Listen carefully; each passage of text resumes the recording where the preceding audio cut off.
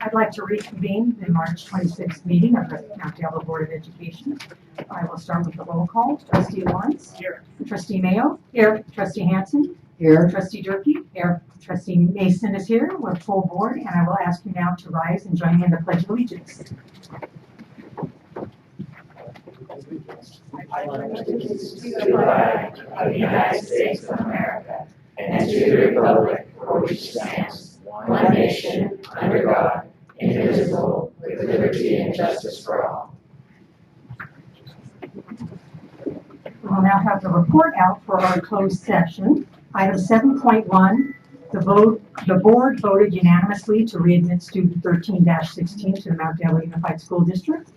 On 7.2, anticipated litigation, conference with legal counsel pursuant to Government Code Section 54956.9. There were two cases with which the board gave direction. On 7.3, that item was pulled. 7.4, conference with real property negotiators, Government Code Section 54956.8, property, a portion of district-owned property on Oak Park Boulevard, Pleasant Hill, California District Negotiators, Nellie Meyer and Larry Shanky. Negotiating party for the city was Pleasant Hill staff. And on that item, we just received information, which takes us to public comment. Do we have any public comment this evening? Okay, public comment. The public may address the board regarding any item within the jurisdiction of the Board of Education of the Mount Diablo Unified School District that is not on this agenda. These presentations are limited to 3 minutes each, or a total of 30 minutes for all speakers, or the 3-minute limit may be shortened. If there are multiple speakers on any one subject, the public comment period may be moved to the end of the meeting. Speakers are not allowed to yield their time. The Brown Act allows the board to do one of three things when we hear public comment. We can ask you a clarifying question, we can refer you to a staff member, or we can put your item on a future agenda. So if you're up here sharing a concern with us and we're not responding, it's not that we don't care and we don't hear you, we're just abiding by the rules that govern our meetings. And before we go any further, our student board members for the night, we have Awesome Yaya here. And Awesome, you want to introduce your partner here tonight? Hi. Hello. My name is Ashley Dean. I'm the ASD Vice President from Concord High. All right. And as you guys know, you can fully participate, ask questions, make comments. You just don't get to vote yet. Okay. First public comment, Denise Persha.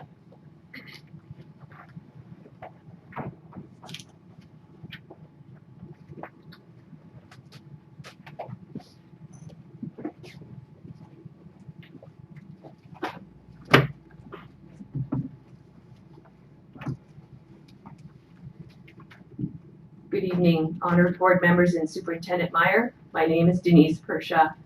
Well, congratulations on teaching our kids new vocabulary. The following words have never left my mouth in public or private, and my parents don't know it either. My children don't know these words. How about the word faggot, queer, bisexual, transsexual? Remember, my kids are 10 years old, yet the school wants to teach them these words. The first word, faggot, is in a video with middle school or high school kids bullying other kids, and that video will be shared with parents and students and a homework assignment to be completed. The remaining words are used in a cartoon video that will be shared with parents and kids, and another homework assignment will be completed at home. The second video will share the joys of being different. However, the district fails to tell the statistics that go along with those joys, specifically number of suicides, number of HIV transmission among 13 to 24-year-old kids, number of HIV transmissions specifically for gay and bisexual males, who, by the way, make up 81% of the new HIV infections in that age group and are related to gay and bisexual. But within the age group of 13 to 24, it's 22%. And you don't talk about suicide of these individuals who engage in these behaviors, and 40% of the LGBTQ suicide attempts. The district fails on these points, as well as not discussing abstinence in any depth, so as to discourage or at least allow for full information. After all, they are children and they're 10 years old. Mine are. And it is well known that children do not have the capacity to evaluate their behavior as their brains are still developing. And by the way, just so we're clear, I don't care if kids make these decisions about adult behavior as long as they do so in an informed manner at an age-appropriate time for them. It's up to them, and I hope perhaps their parents are helping guide them as well. However, when I asked the district why it wasn't fully informing in children, I was told it was perhaps not age-appropriate. Well, yeah, I think I agree. To give some information without giving all the information, and if some of the statistics are not age-appropriate, then some of the information about the specific behaviors is also not appropriate. Even if they don't understand the information in terms of statistics, you can tell them about $1, can't you? And that 22 cents of the time out of the dollar, when you engage in these behaviors, you may be at risk of an HIV infection in a group of 13 to 24 age range. And you can also tell them that 81% of those, or 81 cents out of $1, that within that age range, that they may, if they are engaging in these behaviors, may infect themselves as well. Lastly, I heard from various parents across 2 or 3 schools, elementary schools, that they're being told by their teachers that if the kids don't go through the program, that they're going to hear it on the playground. Well, guess what? Yeah, they probably will hear it on the playground. So I say again, congratulations for teaching my kids words that they don't know and that they don't understand. Thank you, and please submit my comment for public record. Thank you. Thank you. Suzanne Sylvan.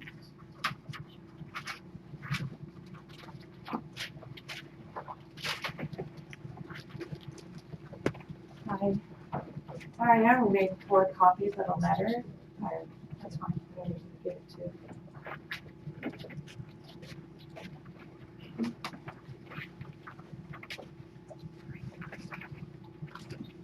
I'm here for my son Thomas, who has epilepsy and autism. He lost his father this year, and I've been trying to get him an aid for the bus. And that was February 8th. I went to an IEP for that. On March 6th, they said, well, we don't have an aid, so we can't ride the bus. So, in the many calls that have gone back and forth, they're telling me they can't get an aid unless the position is brought to the board for approval. And so I tried to get it to the board for approval this week, but it was too late. It missed some deadline. So I'm here to ask for Thomas's aid to be put on the agenda for the next meeting, which is April 9th. That's all I want. Thank you.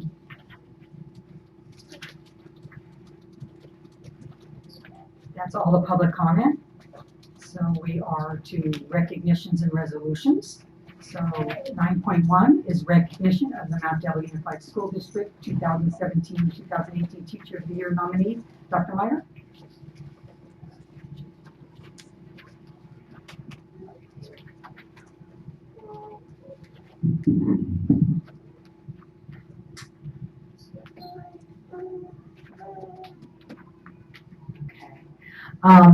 I am pleased to share that the Mount Diablo Unified School District tonight is going to honor some of our Teachers of the Year, in particular our wonderful finalists. I want to share that we look at teachers who teach between transitional kindergarten and adult school. And we are very proud of the 47 candidates who came forward. And just so you're briefly aware, they do a questionnaire, and then there is a Teacher of the Year committee that consists of those who were previous recipients of the award, and they then score the answers, the questionnaires, and they do conduct different interviews and have writing that they read. So I would like to tonight to recognize our 5 finalists, and then we will have 2 Teachers of the Year from that group who will go forward to Contra Costa County. 2 of our award winners will represent us because we are on the larger side of it, and so we have 2 representatives rather than 1 each year. So to start out, I would like to recognize Margaret Elliott, and if she could please stand up. Margaret is a teacher at Foothill Middle School. Margaret. We're very proud of the work that she does and her impact that she has had on students. She has worked and done so much really to feed some of the projects that we have in the room, robotics and other technological programs. Comes from a family of educators, and we're very excited to recognize Margaret. I'd also like to recognize Emily Andrews. Emily, let's see if she's here. Emily.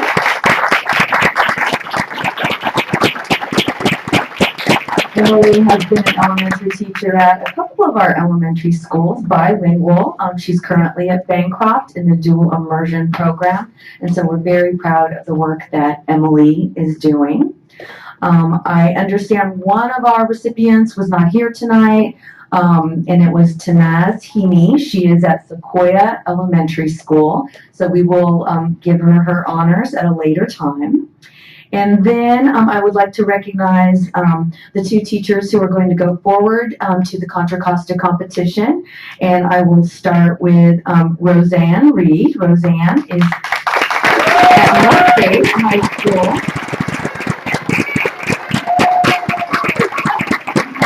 A wonderful teacher at Northgate, and we saw the science department and others and the English department recognizing her. So at first I thought she was a science teacher, but she's one of our fabulous English teachers at Northgate. And I would also like to recognize Kelly Perkins from Ignacio Valley High School. Kelly.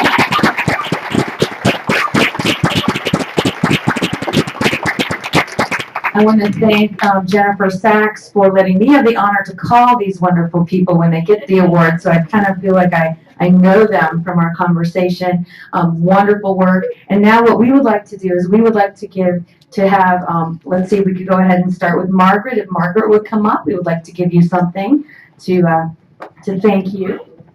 You can say something. Oh. And I would, if you don't mind, ask the board to maybe quickly stand behind Margaret because this will be suitable for framing. Okay, Yes. Thank you very much. This is a huge honor, and I really appreciate it. First, please say a few words. We're trying to get them down here. No, that's fine. Come, quick. I have my parents, Craig and Susan Elliott, who are former members of this illustrious teaching body. So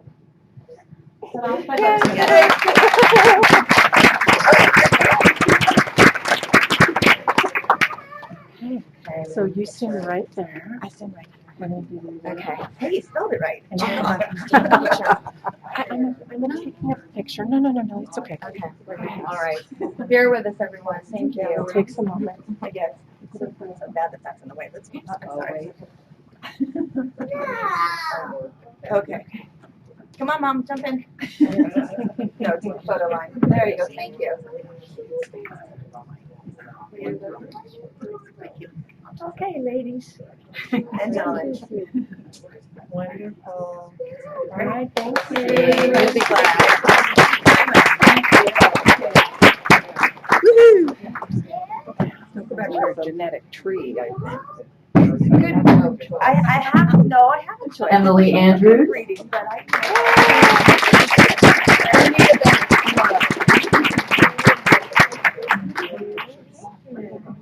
Congratulations. Thank you so Do you want much. to say a couple words? Sure. We're all waiting for you. Thank you so much. I feel absolutely humbled and honored to be one of the finalists for Mount Diablo Teacher of the Year. And I actually grew up in this school district. I went to Valley Verde, Foothill, and Northgate, and I am very MDUSD proud. I also want to thank my parents and Linda Schuler and my colleagues from Bancroft for being here. Thank you.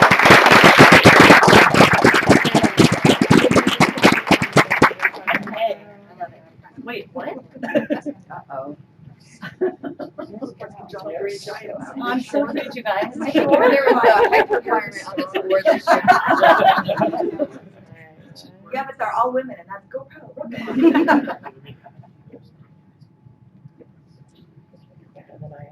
Okay, thank you.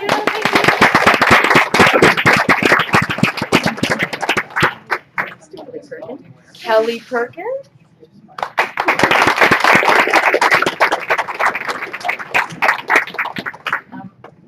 It has to go lower because I'm shorter than Emily. Thank you so much. I'm also very honored. I'm humbled, and I love representing Mount Diablo District. I also was a student in the district. I've been a mom. All 3 of my kids went through the district, and I've happily been working for the district over 20 years. I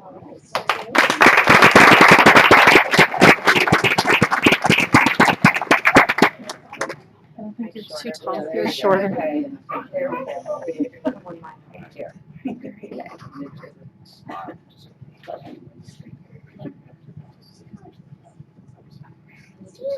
Yeah.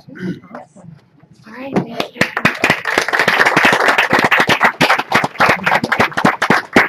Roseanne Reed, and you're welcome to bring up any friends with you.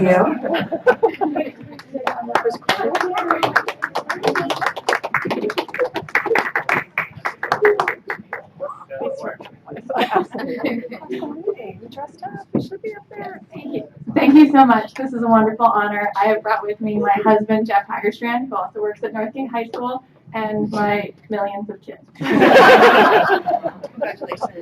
Look at you.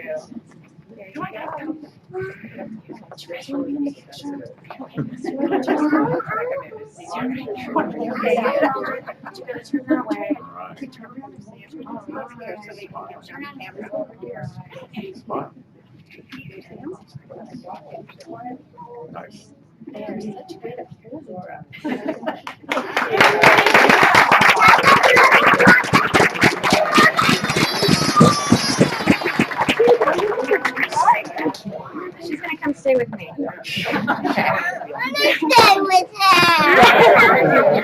I have a way.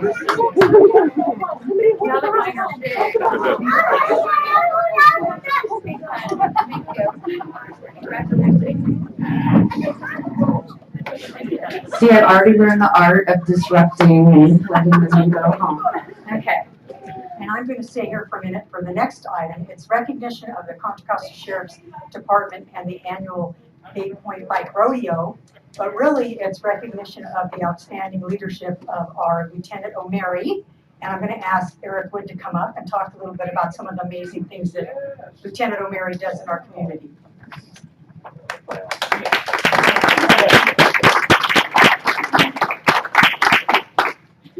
Good evening. Surprise. I was going to say thank you for that surprise. I appreciate that very much. Dr. Meyer, members of the board. Been in Bay Point for 7 years, and I'm shocked and surprised every year about the support that we get from the Sheriff's Department, more so than any other agency that works in our district. From our SRO that we're provided with for support for our kiddos, for the programs and outstanding things that we do in Bay Point that are unique to our community. From our Christmas for the entire community, to our bike rodeos, Citizens Academy, which I got to go through, which was quite fun. I believe Ms. Mason was with me, driving police cars, doing stuff like that. Yes. You know, it's we do a lot of great work in Bay Point, and we don't get to celebrate what goes on as much as we get to. And we couldn't really do it without the Sheriff's Department, specifically Deputy Ashley Vallis, our SRO. Yes, stand up.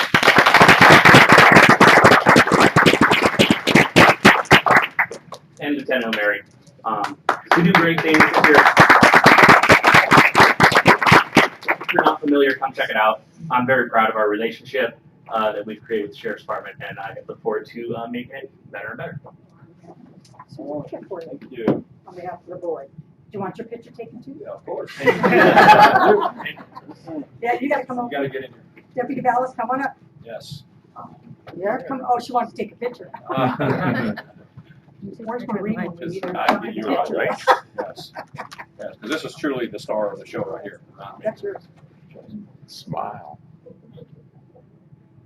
All right. Good. Just kidding. Yes. Perfect. And now he's gonna tell us about one of his fabulous Don't worry, programs. don't walk away. Yes, sir, yes, sir. So don't go. Just stick up there now. Well, thank you very much. I was totally unaware of this. I thought I was coming here to make a presentation up there. But as Mr. Wood said, we have a very good working relationship with our schools, thanks to SRO Ballas here, and thanks to Mr. Wood. As I said last time I was here, please don't get rid of this guy ever. He is a very big supporter of us, and we are of him as well. He's opened the doors for many, many things for us to get accomplished in our schools. So having that said, I'd like to show, we're gearing up right now for our bike rodeo. And along with that Mr. Wood mentioned, you'll see some other photos of some other events that we carry on at the schools in Bay Point.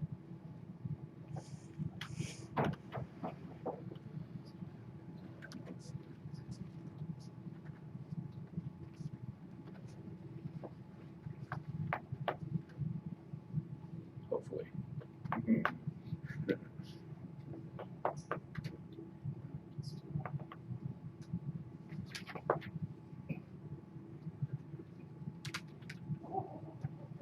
There we go. And there we went.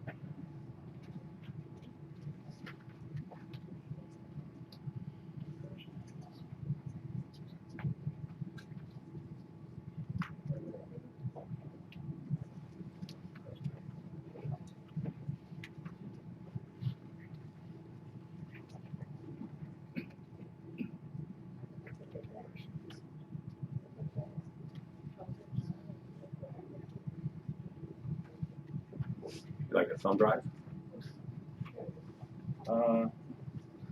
I just need to close. Oh, okay. There's a lot of presentations. I'm overwhelmed with this world last night.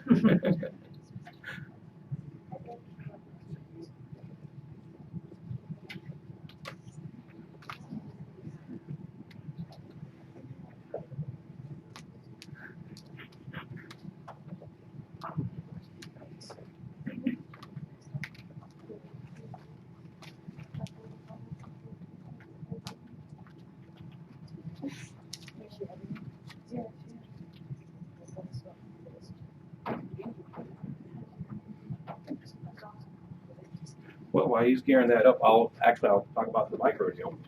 This year, last year we had a little over 400 bikes. This year we're probably going to have over 500.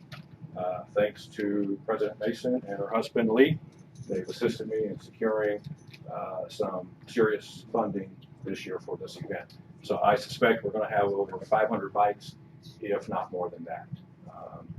Along with the bikes, we give out a free bike helmet. We give bike locks to the bikes. Anybody who has a bike that is in need of repair, we have a bike mobile repair service free of charge that comes and tunes up those bikes to make sure they're safe as well. This year it's East Bay County Bike Group, I think their name is. They're coming to give the safety side of bike rodeo. So hopefully you'll win your bike at the raffle, you'll get your bike helmet, you'll get your bike lock. We'll escort you over to the bike course. They'll give you the bike safety. Then you have to take and ride the course. On the course, we have our cadets who are teenagers themselves who give tickets to the kids while they're riding. And it's a great opportunity for our kids, and when I say our kids, I mean our kids in our schools, to interact with my staff and our cadets who are, same age group appropriate to a certain degree. That's a very great event. It'll be on October the 28th at, from what? April the 28th from 10 to 2, but roughly. Yeah, roughly 10 to 2. It takes probably 5 hours to give away 500 bikes, if not more. We never end at 2, but we try to make it happen. We last year we had some folks who won the bikes, couldn't get their bikes home, so we tagged them and we took their bikes to their homes after the event was over. So it's a great time. We have other vendors there. Other people have booths, and hopefully we'll get this. It really works, I promise. I looked at it a bunch today at work. You have a future career as a teacher who, when their tech doesn't work in the room, I'm just feeling time, believe me. I'm just feeling time. I can do about a half hour ums and ahs.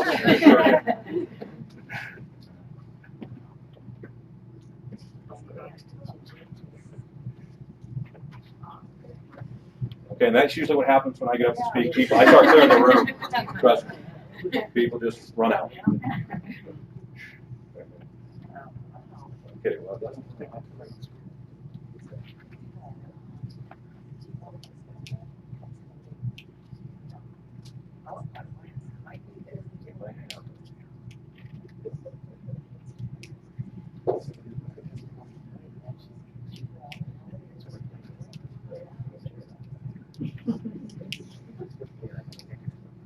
If you want, I can reenact the PowerPoint.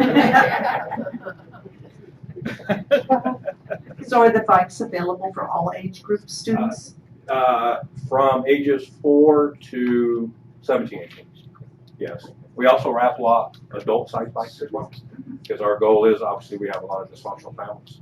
So our goal is to have the families and the kids ride their bikes so together in our parks, et cetera, et cetera. Our goal is also to get these kids out of the house, off their computers, and get out and get some physical activity.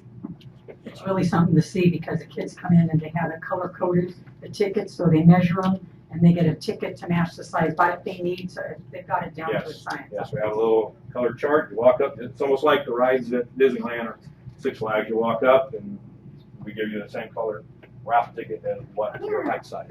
Oh, there we go. Yes. Okay. I just wanted to say, I went last year, and not only do you have them sized, but you have them in all sorts of colors. Yes. And really popular were pink bikes and, Yeah. you know, little girls going, I mean, they're just a variety of styles. They're not all just your, you know, No. black You're racer right. bikes or Yes. blue racer bikes. Yes, Yeah. we do have a wide variety. Yes. Okay, let's see if it. So do our school sites have an adequate bike racks there for the students to ride and work their bikes? Well, they're always full the weekend after the final. Yes. Oh, They are. They do. there we go. Okay, looks like we're back up.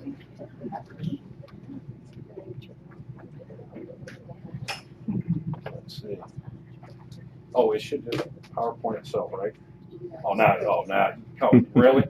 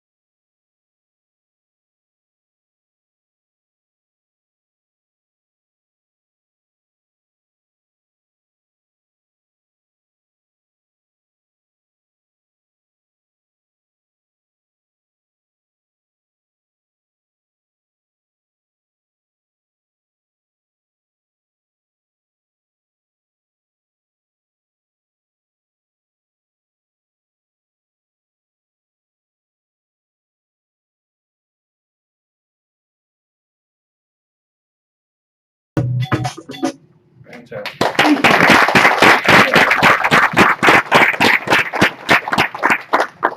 So any chance you think, we had some that didn't make the cut, hopefully they'll play without any issues. Oh, no. Unfortunately, I was busy today. I was hoping to get a bunch of these in, but I wasn't able to supervise the making of this today. But these are some, this is just to show you exactly what Deputy Vallis behind me, she truly is out in the school. She interacts with these kids daily, and it's very important that we reach these youths at this age. We have a lot of at-risk youth in our community, and this is how we're man down. Yes. Well, I appreciate your outreach to our schools because it's important for the students to understand and know and trust you. So, Yes, very and important. that's will make a difference. Yeah, that's our goal. If we change one child's life, put it in the right direction, it's all worth it. All the effort that we put in, and our school principals put in, it's worth it. So, and again, thank you very much. I appreciate it.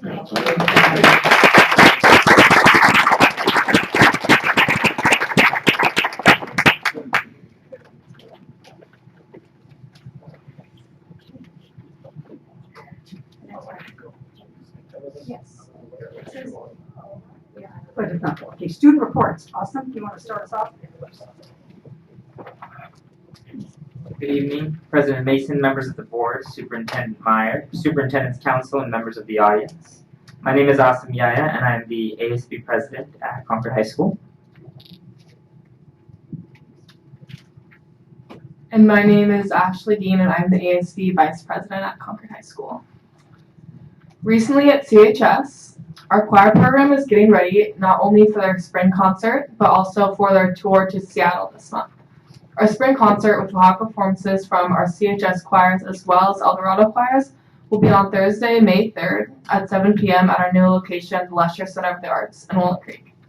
Our Ladies First and Show Choir will be going to Seattle and having their tour from April 19th to 22nd, and they are very excited to perform and hopefully take home some awards. Band has been practicing their classical competition pieces, and they are also going to be performing during our Fine Arts Week, which will be from April 30th to May 4th. As for sports, our swim team has had several meets so far, including against College Park, Northgate, Deer Valley, and Miramonte, and this Wednesday against Berean Christian High School. The track team has had a few successful meets over the past few weeks with Northgate, Berean, Ignacio Valley, and Mount. We have our first home meet this week, Wednesday, on our new baseball field, and they've had a rough season so far, but they're pulling through with their next game on Tuesday against Hayward. During spring break, they're hoping to host a tournament that will raise a lot of money for their program, assuming that their fields will be ready by then. Softball has played 4 games so far. They beat Carondelet 2-0 and San Benito 9-8 in extra innings. Recently, their games have been postponed due to rain, but they are being rescheduled very soon. The new softball field is almost done, so they're excited to get to play on it soon.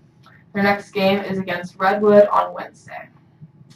This year, we are very proud to be bringing back our boys tennis team. For the past 3 years, we haven't had enough people, but this year we have 10 people, and although it's barely enough to be considered a team, it's still a team.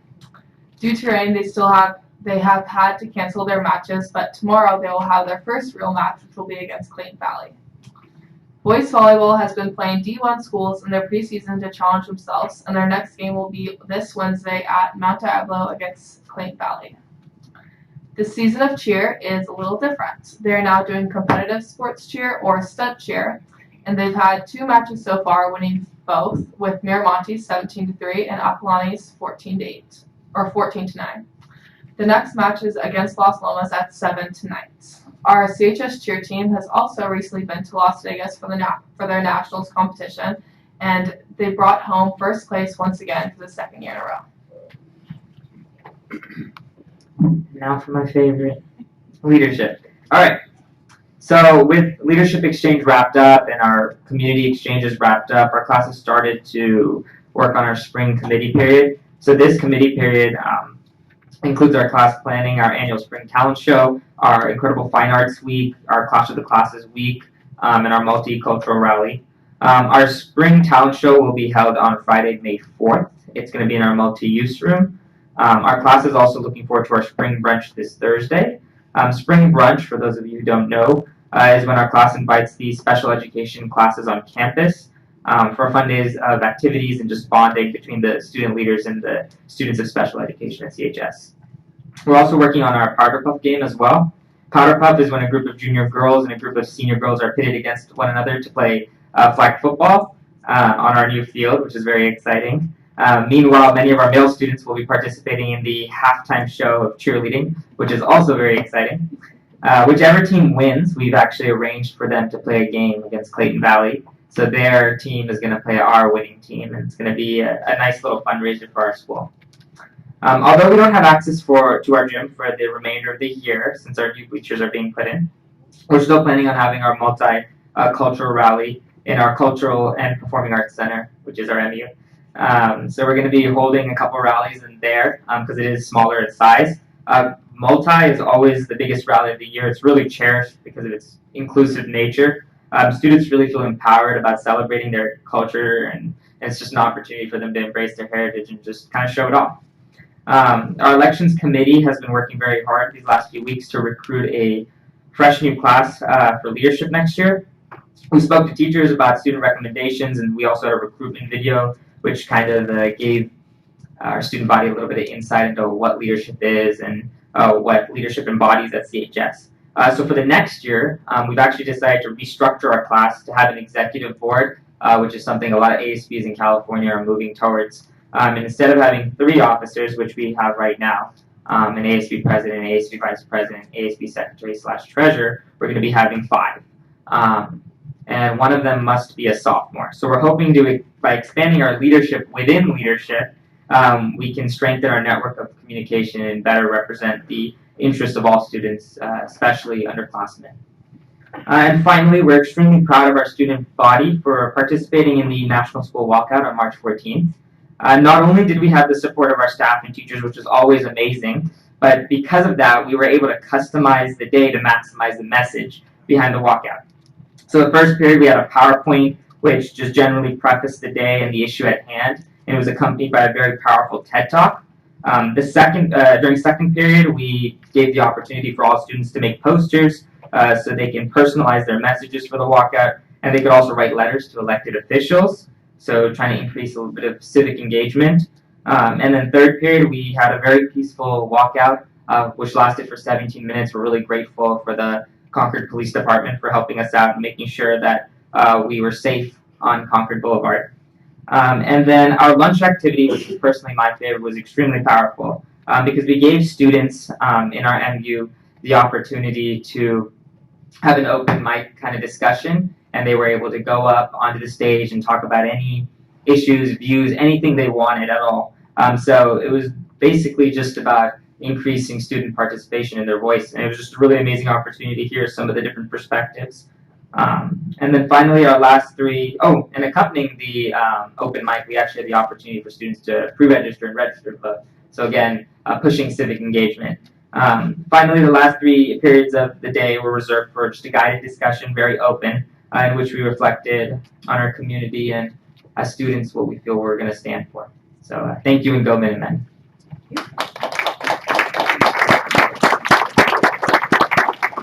Next.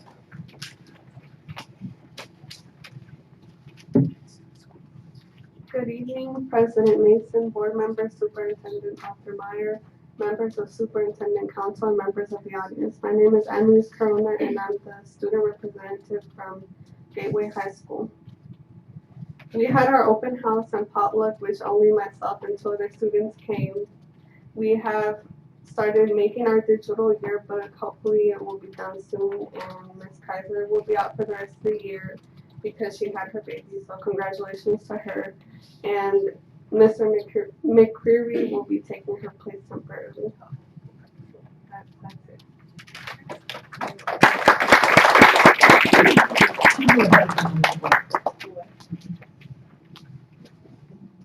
Good evening, President Mason, board members, Superintendent Mr. Meyer, members of the Superintendent Council, and members of the audience.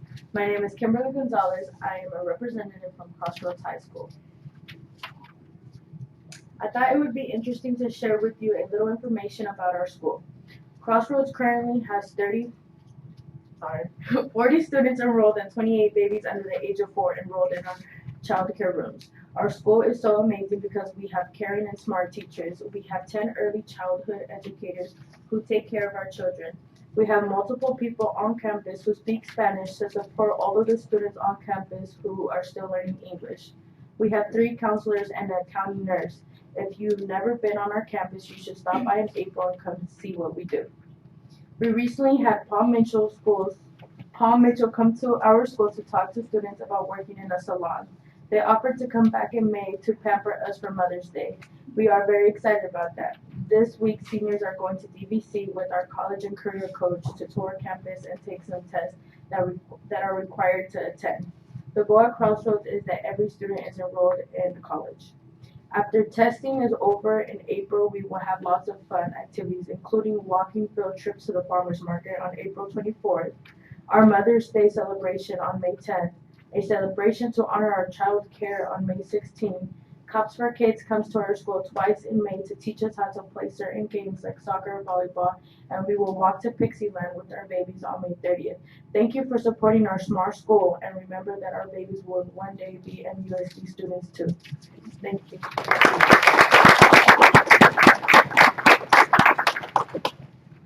Alrighty. Good evening, President Mason, board members, Superintendent Dr. Meyer, members of the Superintendent's Council, and members of the audience. My name is Claire McGinnis, and I'm going to be ASB's president for Northgate in the next academic year. Just past events, Junior Prom was last Saturday, March 24th, and it was a huge success. We had gondola rides providing a romantic asset for the lake because it was on Lake Merritt. And Lake Chalet, the venue itself, was a success between the food, DJ, decorations, photo booth, and the gorgeous sunset with no rain. Yay. And the night on the lake was truly a night to remember for the junior class. Multicultural Week was last week, and it was amazing for students to show their pride in their cultural and ethnic identities. Between Equality Day, Record Roots, USA Day, there was no lacking of pride. To conclude this week, there was a big multicultural rally on Friday with traditional dances and songs performed from India, Afghanistan, Polynesian, Vietnamese, and Hispanic backgrounds. And in addition, dance production performed a Bollywood fusion dance. And then our first annual life-size game night was performed by our freshmen on Friday, March 23rd. And this event hosted students and members from the community, and you could play an array of board games like When You Were the Pawns. And on March 14th, we had our student walkout. It was hosted by the Black Student Union and CSF, and all students and teachers and staff came together to pay tribute to the 17 lives that had died from the shooting. And this was an amazing event. It reduced everyone to tears when we all came together when the song Singing Enough is Enough. In upcoming events, we have the garage sale on April 21st. Drop-offs and donations are collected on Saturdays, and community members can either purchase or sell their spots for items at Northgate. And there will be an e-waste and dumpster in addition for those who just want to get rid of their junk. The Spring Egg Hunt on March 28th is an event that encourages younger feeder schools and community for a day of fun. There will be 2 rounds of egg hunting, one for a younger group age and an older age group, and there will be coloring activities and a chance to meet the spring bunny. And then the first week of May, signals are moving on up week, and students will have the chance to go through the ceremony, like the rites of passage of moving throughout the bleachers. And in addition, there will be a senior slideshow in addition. And then also in other news, on Friday, March 23rd, we hosted the Walnut Acres 4th and 5th grade student councils. And while we were supposed to be the ones inspiring, it was really the other way around. It was so motivating to see these kids and see how they define Lake leadership. Right? Thank you so much. Thank you. I just wanted to tell you real quickly, my son was one of those 5th graders and he had an amazing time, so thank you. No problem. Good evening, President Mason, board members, Superintendent Dr. Meyer, members of Superintendent's Council, and members of the audience. My name is Maronica, and I'm the student representative from Horizons Center for Independent Study. On March 16th, Horizons held its 3rd annual Evening of Visual and Performing Arts, offering an opportunity for students to demonstrate and display their creative talents. Even one of our math teachers, Chuck Butterfield, and his band performed, and it was amusing. With a large turnout of great art and delicious snacks, it's safe to say it was a successful night. This morning, on March 26th, speakers from the National Alliance on Mental Illness, or NAMI, visited Prospect and Horizons host a club to educate students and staff about mental illnesses and how to help loved ones who may suffer from them. Speakers Kate Derrico and Carla Broad even spoke of their personal experiences with mental illness and how it affected them and how it has affected them.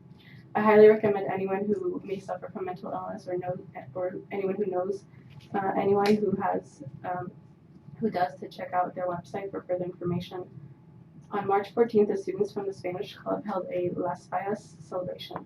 The festival is traditionally held in Valencia, Spain to commemorate St. Joseph. At Horizons, paella, a traditional Spanish dish, was served and students made their own niños, or puppets. Typically, Las Fallas consists of fires and fireworks. Of course, we cannot include these as that would pose a major safety risk. This coming Thursday, on March 29th, members of the book club will attend the movie Ready Player One in theaters after reading the book. Then they will write a thorough film review and include what they enjoyed about the book and the film. In April, the Horizons Host Club will attend 2 field trips. For the first, we will visit La Clínica, a prenatal care unit in Vallejo.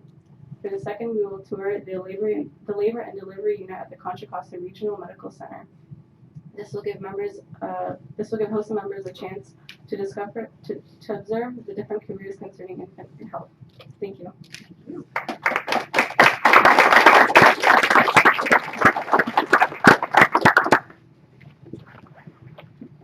Looks like that's all our student reports for this evening. Always the highlight of the evening. And now we have another one. So we now have our, yes, we can do that. You want to do that right now?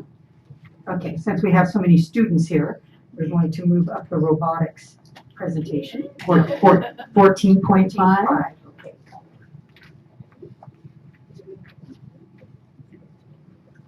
Yes. Public comment.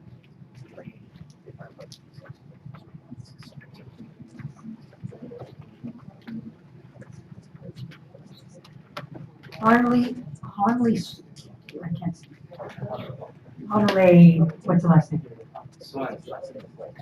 Oh, okay.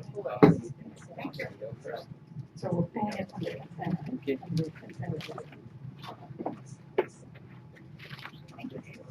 Okay. Oh, thank you.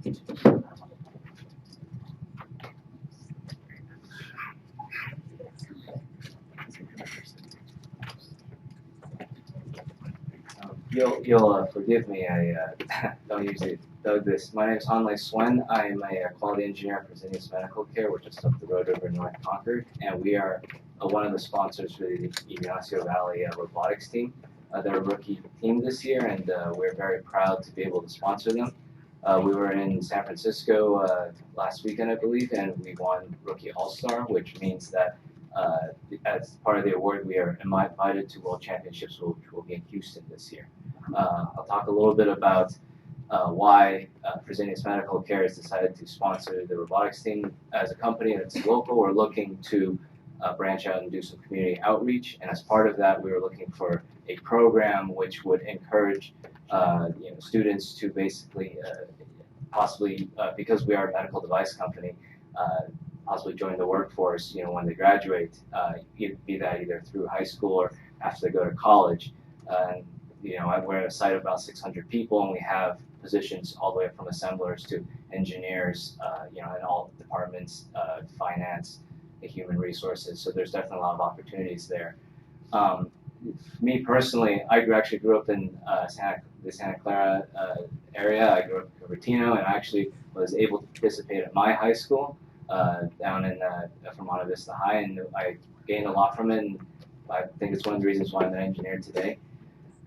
So I think it'd be a great opportunity if they're able to attend, as they are warriors. It allows to think about the Golden State Warriors and the fact that it was such a honor for them to actually be able to make it in 2008 in the We Believe years, and I think that any opportunity for the students would be hugely beneficial, especially in the coming years, especially since we have some seniors, and I think they would really appreciate it. Thank you. Thank you.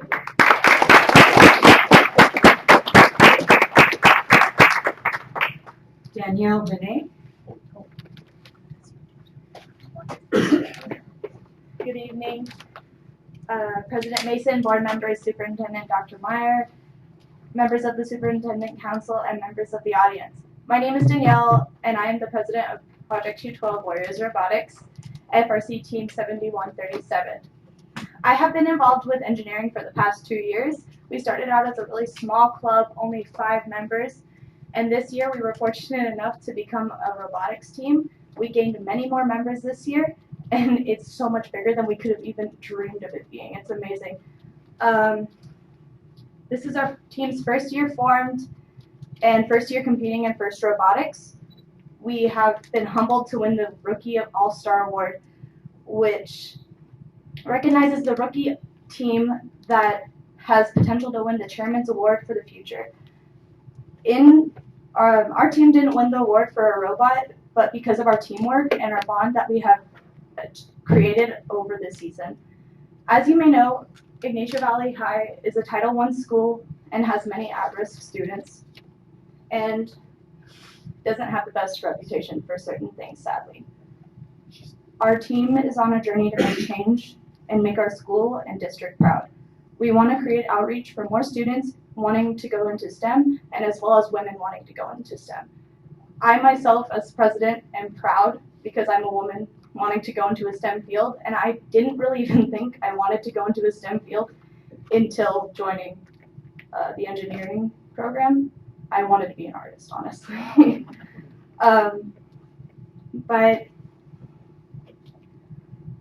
everybody on the team, we come from different backgrounds. We had little to no knowledge in each of our fields. We all came with the will to learn. And winning the award means not only that our team has been exceptional rookies, but also we get to go to Houston this year. And we have done a lot of outreach to tell people about our achievement, and we're so excited about it, but we ultimately need your guys' support in getting to Houston. Thank you.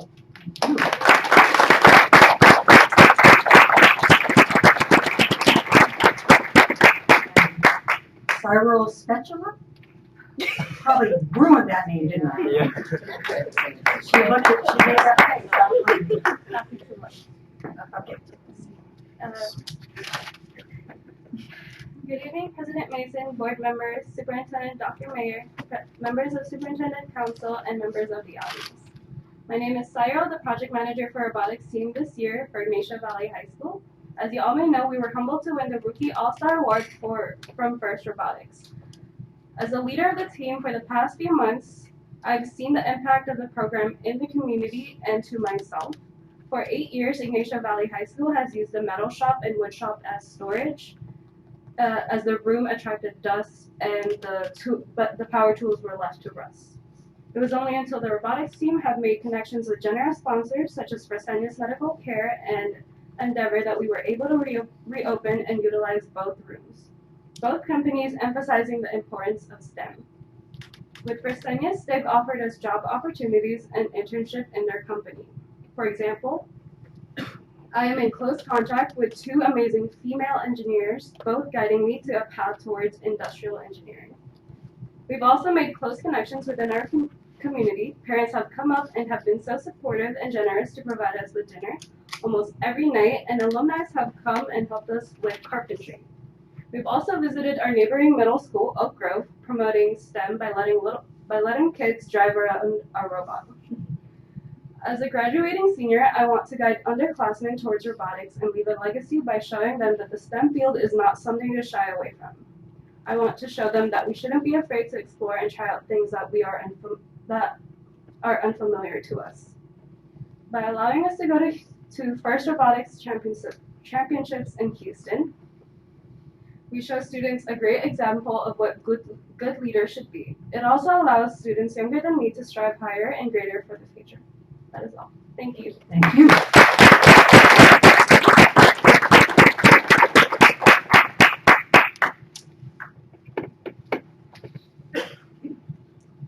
So let's go ahead and do the consent agenda since we're here, and then we'll go back and pick up the 2 items that we skipped over because we wanted to hear from you guys and want you to get out of here. Okay, so items listed under consent agenda are considered routine and will be adopted or approved by a single motion. There will be no separate discussion of these items. However, any item may be moved from the consent agenda upon the request of any member of the board and acted upon separately. Is there anything anyone wishes to pull from the agenda?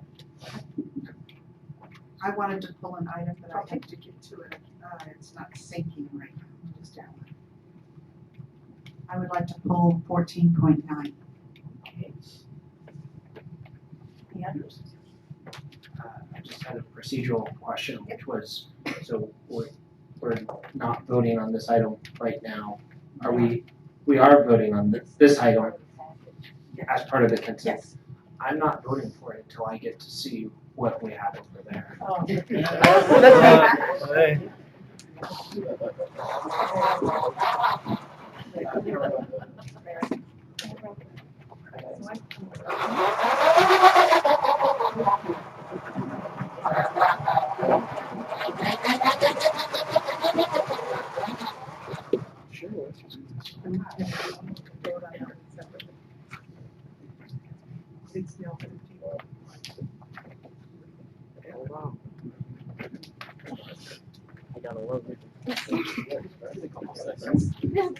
So basically, to describe our robot, this is obviously a second one for our original that's supposed to be going into the competition. This one right now is only meant to just move around while it's supposed to hold up our sign. But just to show mainly what we've done, mechanical, we have a separate team. We have a mechanical team who has built this drivetrain and everything else that holds it. Electrical team, I am the team captain for that. I have built this panel for all the electrical parts that actually, sorry, I have allergies, that is actually able to move it. And then for the actual in-game competition, we have restrictions and also like precautions and safety. Within those restrictions, it's definitely for like safety and also just to present what's in real life. You? Right, sorry. Trying to get this moving for you guys.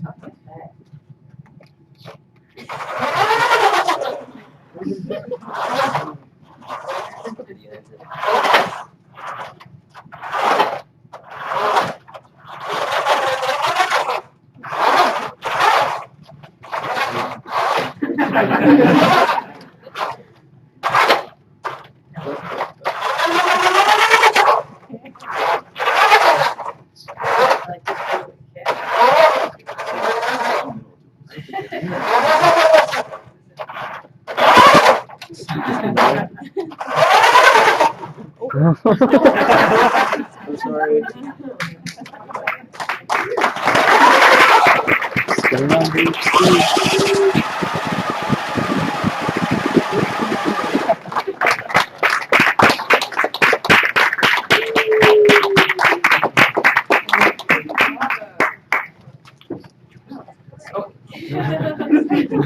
So that was just the students advocating for us to approve 14.5.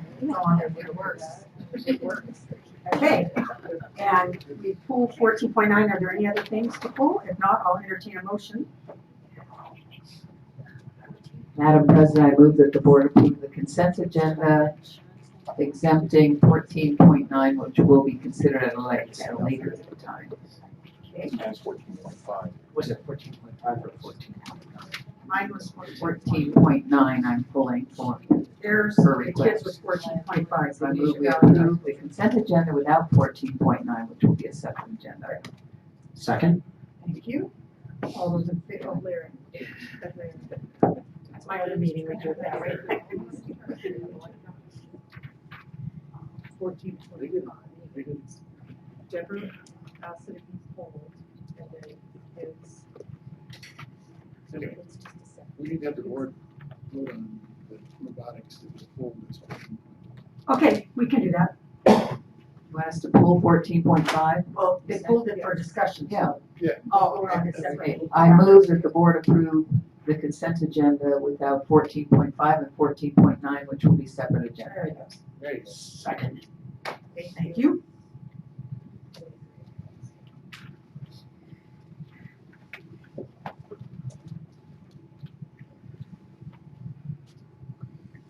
And that passes 5-0. And now we will go to what has now become 15.1, which is the Ignacia Valley High School's trip request to travel to UC. Madam President, I move the board approve Ignacio Valley High School's trip request to travel to Houston, Texas to participate in the Global First Robotics Championship, April 17th through 22nd, 2018, which is very, very soon. Second. Thank you.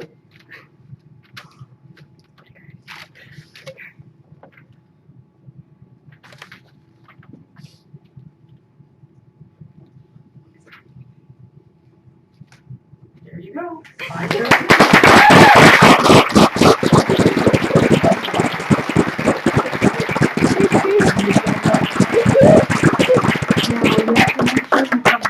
And tell us about your experience. Of course. For sure. Madam President, if I might say. So, what a fantastic presentation and what great work you're doing. And I want to say a special congratulations to the two young ladies who, for just being such fantastic role models. And I when I'm not here, I work at a tech company, and we actually had a recent company meeting around the topic of diversity. And one of the challenges is a tech company hiring female software engineers and talking about how we can do a better job of that. And it's not just merely because, oh, we want to have an equal number of women, but when we don't have that perspective, we miss out on something. And when you have a more diverse workplace, you come up with different types of solutions and different ways of approaching problems. And so it's just fantastic for your entire group. But I just wanted to especially commend the two young ladies and keep up the great work. And we can't wait to hear about it when you come back.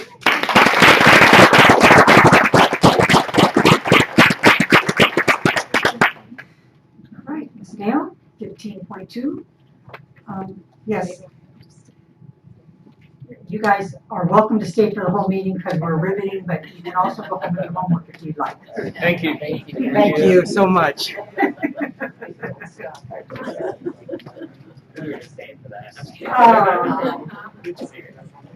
you. So, yeah. I simply had a question about this particular agreement with Diablo Valley College and what the purpose of the agreement is. It is my understanding the purpose is to have students from Diablo Valley College go to Shore Acres and have some of their pre-practicum hours prior to student teaching as part of the Education 120 class. All right, thank you very much. I thought it was something completely different. So, Field work threw me, and when there's field involved, we've been doing a lot of work with fields. right. Madam President, I move that the board adopt item 15.2, the fieldwork placement agreement between Contra Costa Community College District on behalf of the Diablo Valley College and Mount Diablo Unified School District. Thank you. Second. Thank you.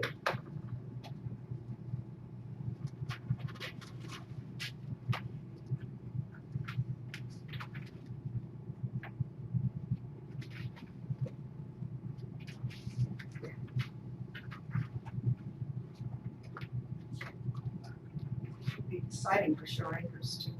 And that passes 5-0. Oh, I'm happy with things to get here. New partnerships. Okay. Now we can go back and applaud ourselves because now it's time to go back to our board reports. Let's see it. Skipped ahead because we skipped ahead. So, are you ready to go, Trustee Durkee? Which way you were going? Try to keep you guys on your toes. Okay, thank you very much.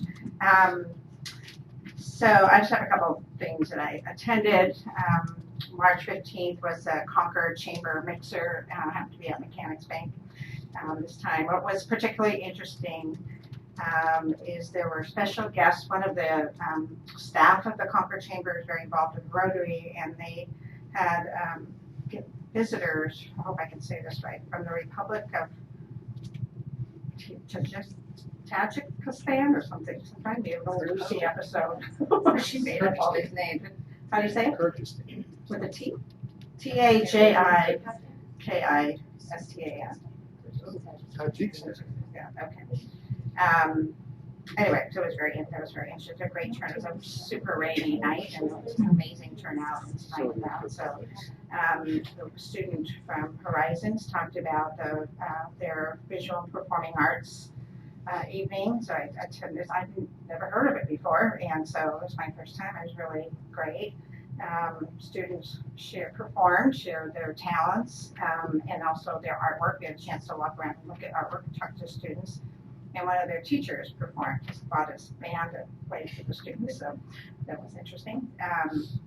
She talked about the National Alliance for Mental Illness. I was particularly impressed. She actually staffed a table, had a little table handing out information for that. I'm always happy to see that in any event to broaden people's understanding and awareness and knowing about resources.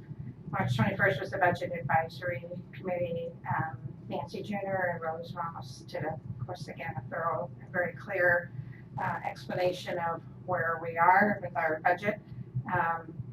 What was characterized for the last year or so is that we knew we were going to do some belt tightening, but what that really looks like was a bit of a mystery. So, so the presentation we had at the board meeting last time and also at this committee meeting I'm really pleased to see the explanation, the depth of the explanation. So they were challenged with lots of questions and did a great job. So thank you for that.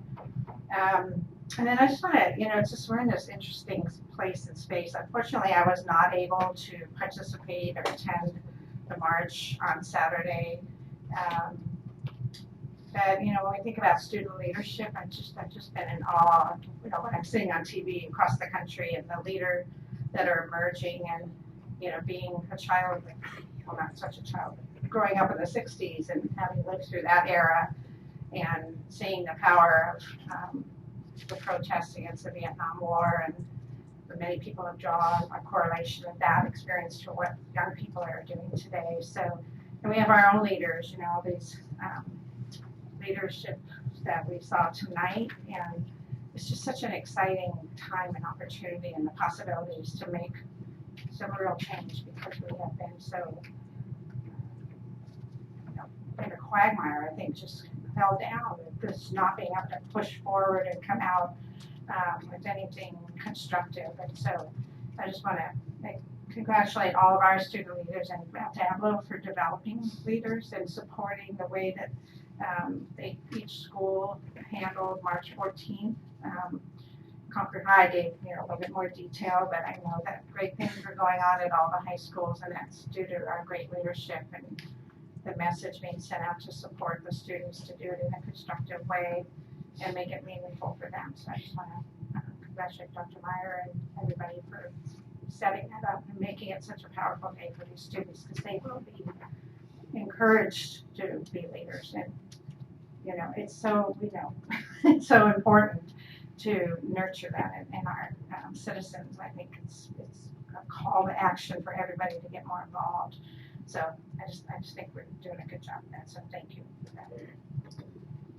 So I just wanted, we are working on the last meeting we talked about the resolution, and so just an update that it's complicated. So we're trying to be, Brian, towards our hire, trying to be very thoughtful about, and we're working on that. So we expect to have that for the next meeting. So thank you.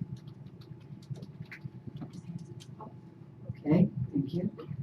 I think probably 4 quick things. One was the DLAC meeting, our English learner parents, and one of our Concord police officers had been invited in to speak, Officer Kindroff, and it was very timely because his topic was safety in the schools.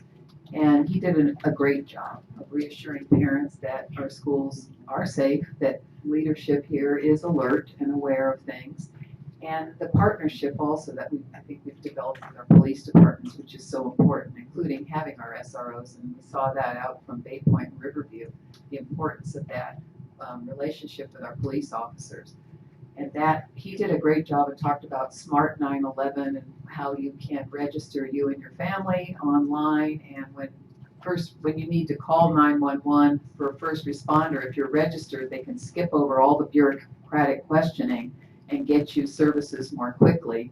And he did a great job reassuring parents that it's simply, you're not registering for some sort of public database. It's private, confidential service, but it really helps first responders. And then he had a couple of good YouTube videos he referenced that tried to give information about schools and gun safety and various things. He did a great job and was a wonderful spokesperson, so I appreciated that. Then I went on to a wellness committee meeting, which I'm a board rep for. We've been on this thing. I went to it. And interestingly, took kind of a turn there because it started out, the wellness committee, which I've been the board rep on for a number of years now, probably 3 or 4, I don't know, but it's great. But usually we're talking about nutrition and the importance of that, and our new food services director, Dominic, has come in and just brought a whole new, energy into nutrition and how you can bring in better products for kids, do better preparation, have better variety, have more respect even in the way you serve the meals to kids so they don't feel this is some sort of throwaway meal and they really look forward to having it.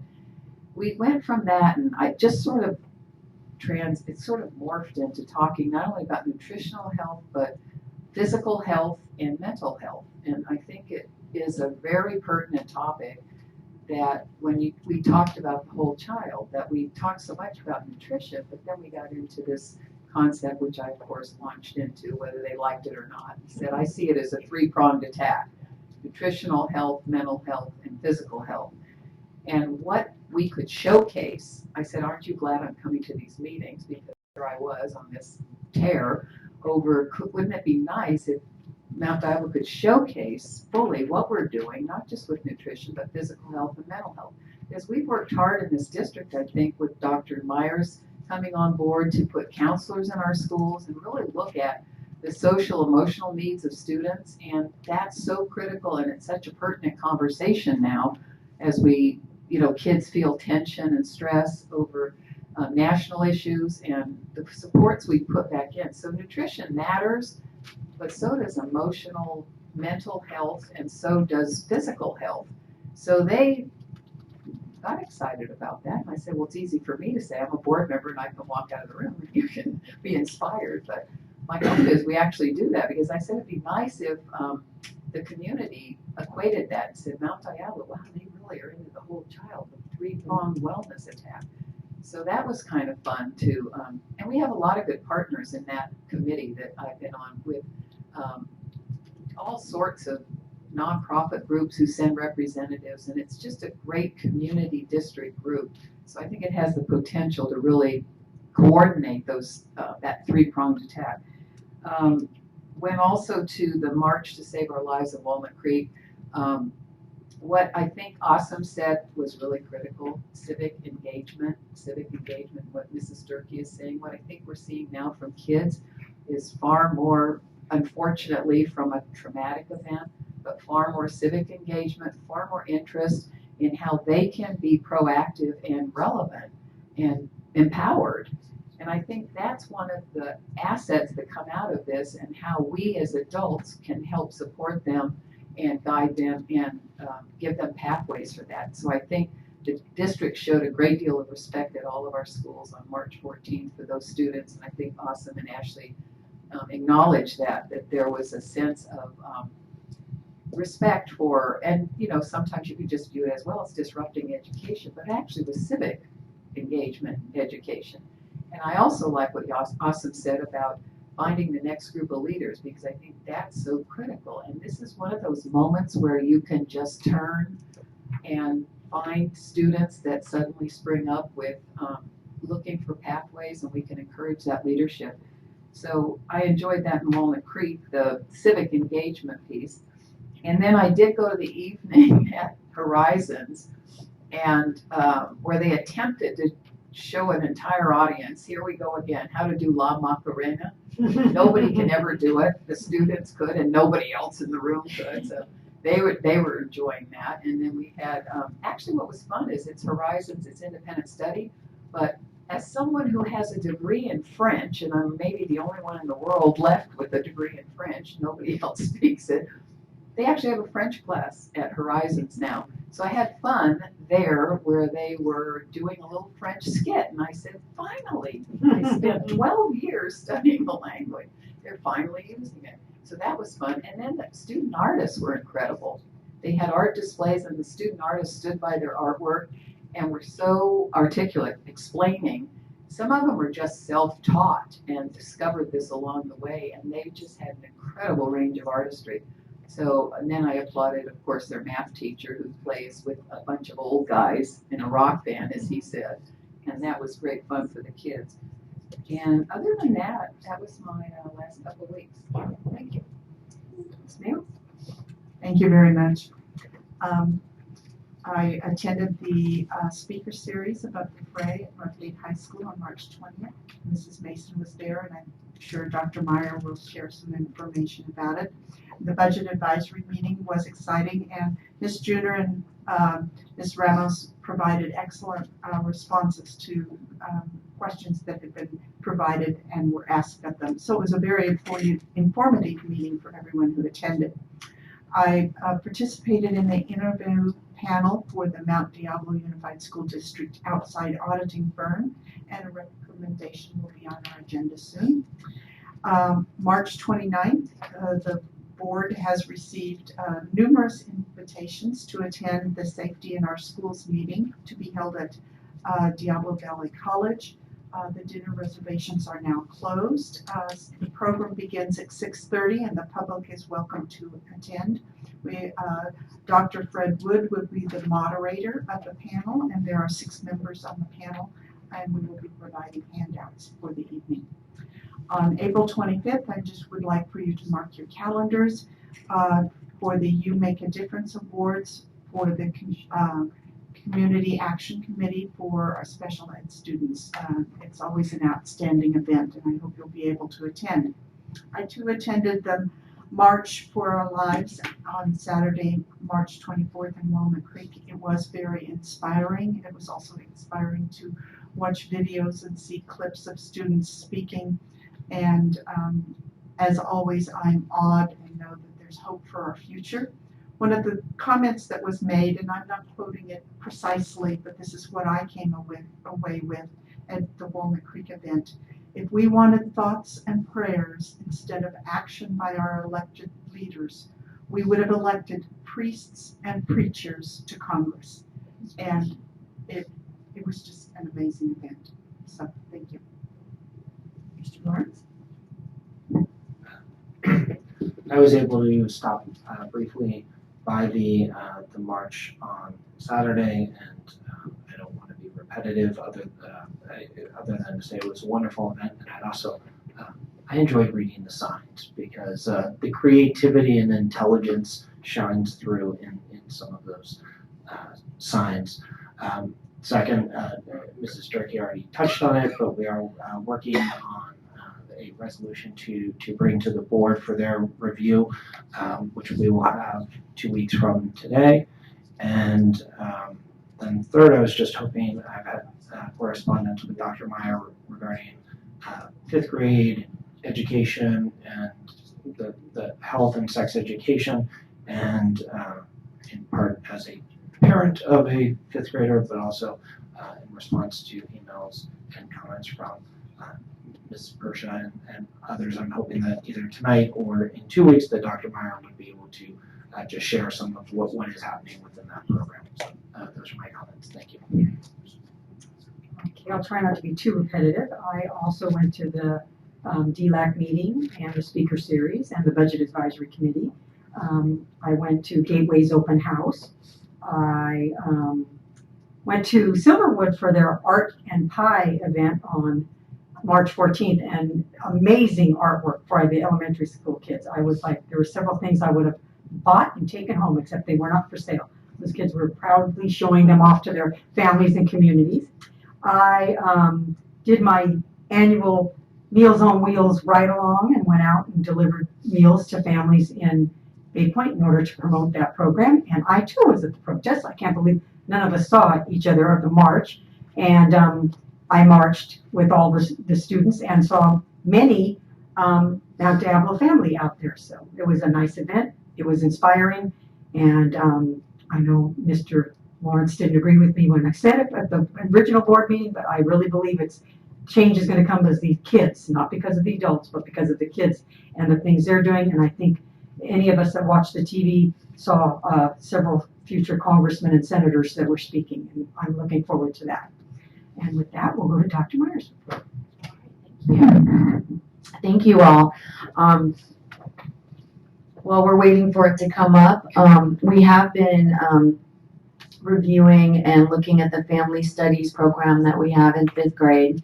And it has different units that go with it.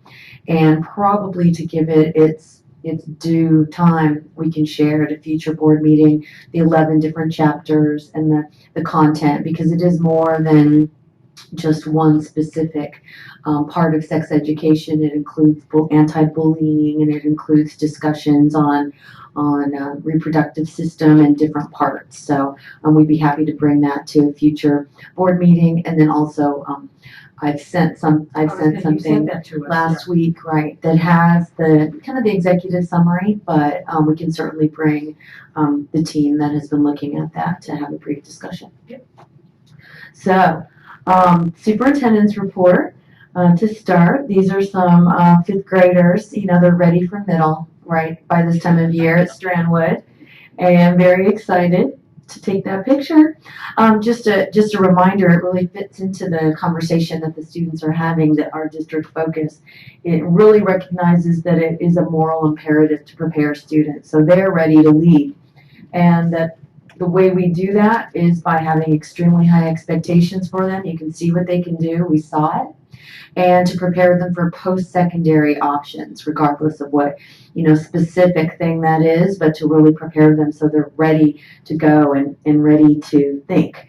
And it's kind of hard to see, but in that vein, the top 10 skills have changed, of course.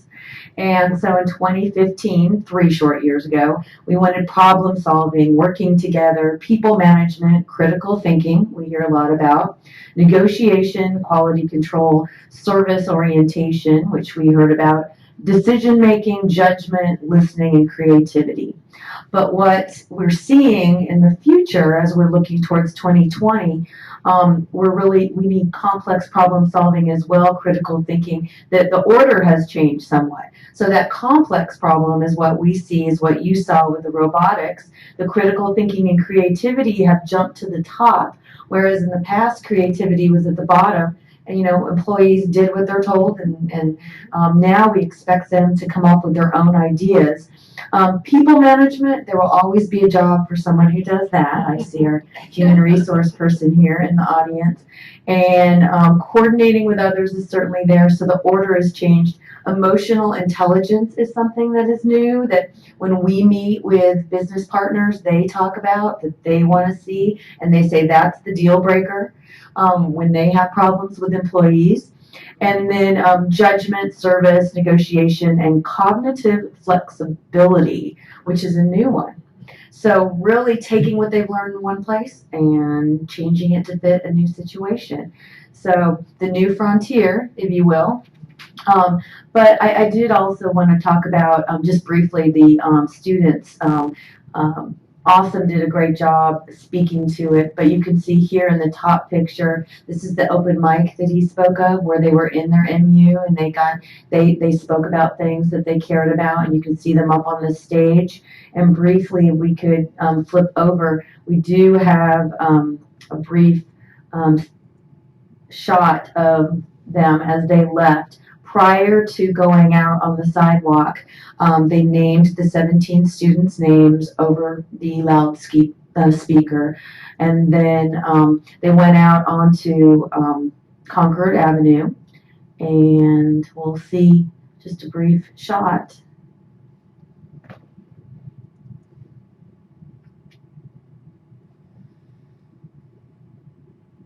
I feel like Lieutenant. Here we go. Yes, without the bikes.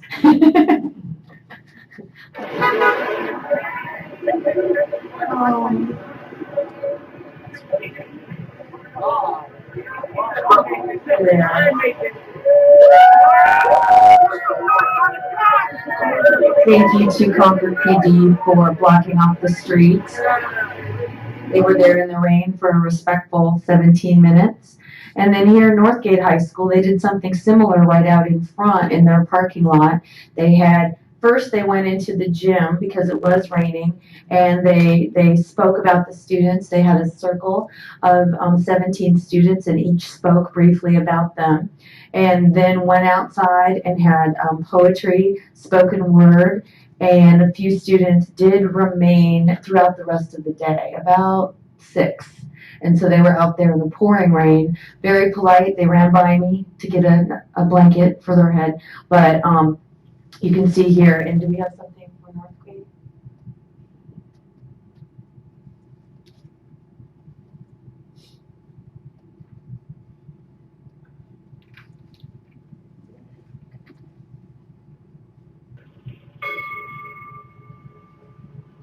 Joaquin Oliver, 17.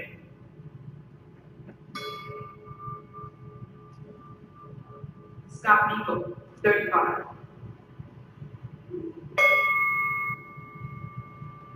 Luke Boyer, 15.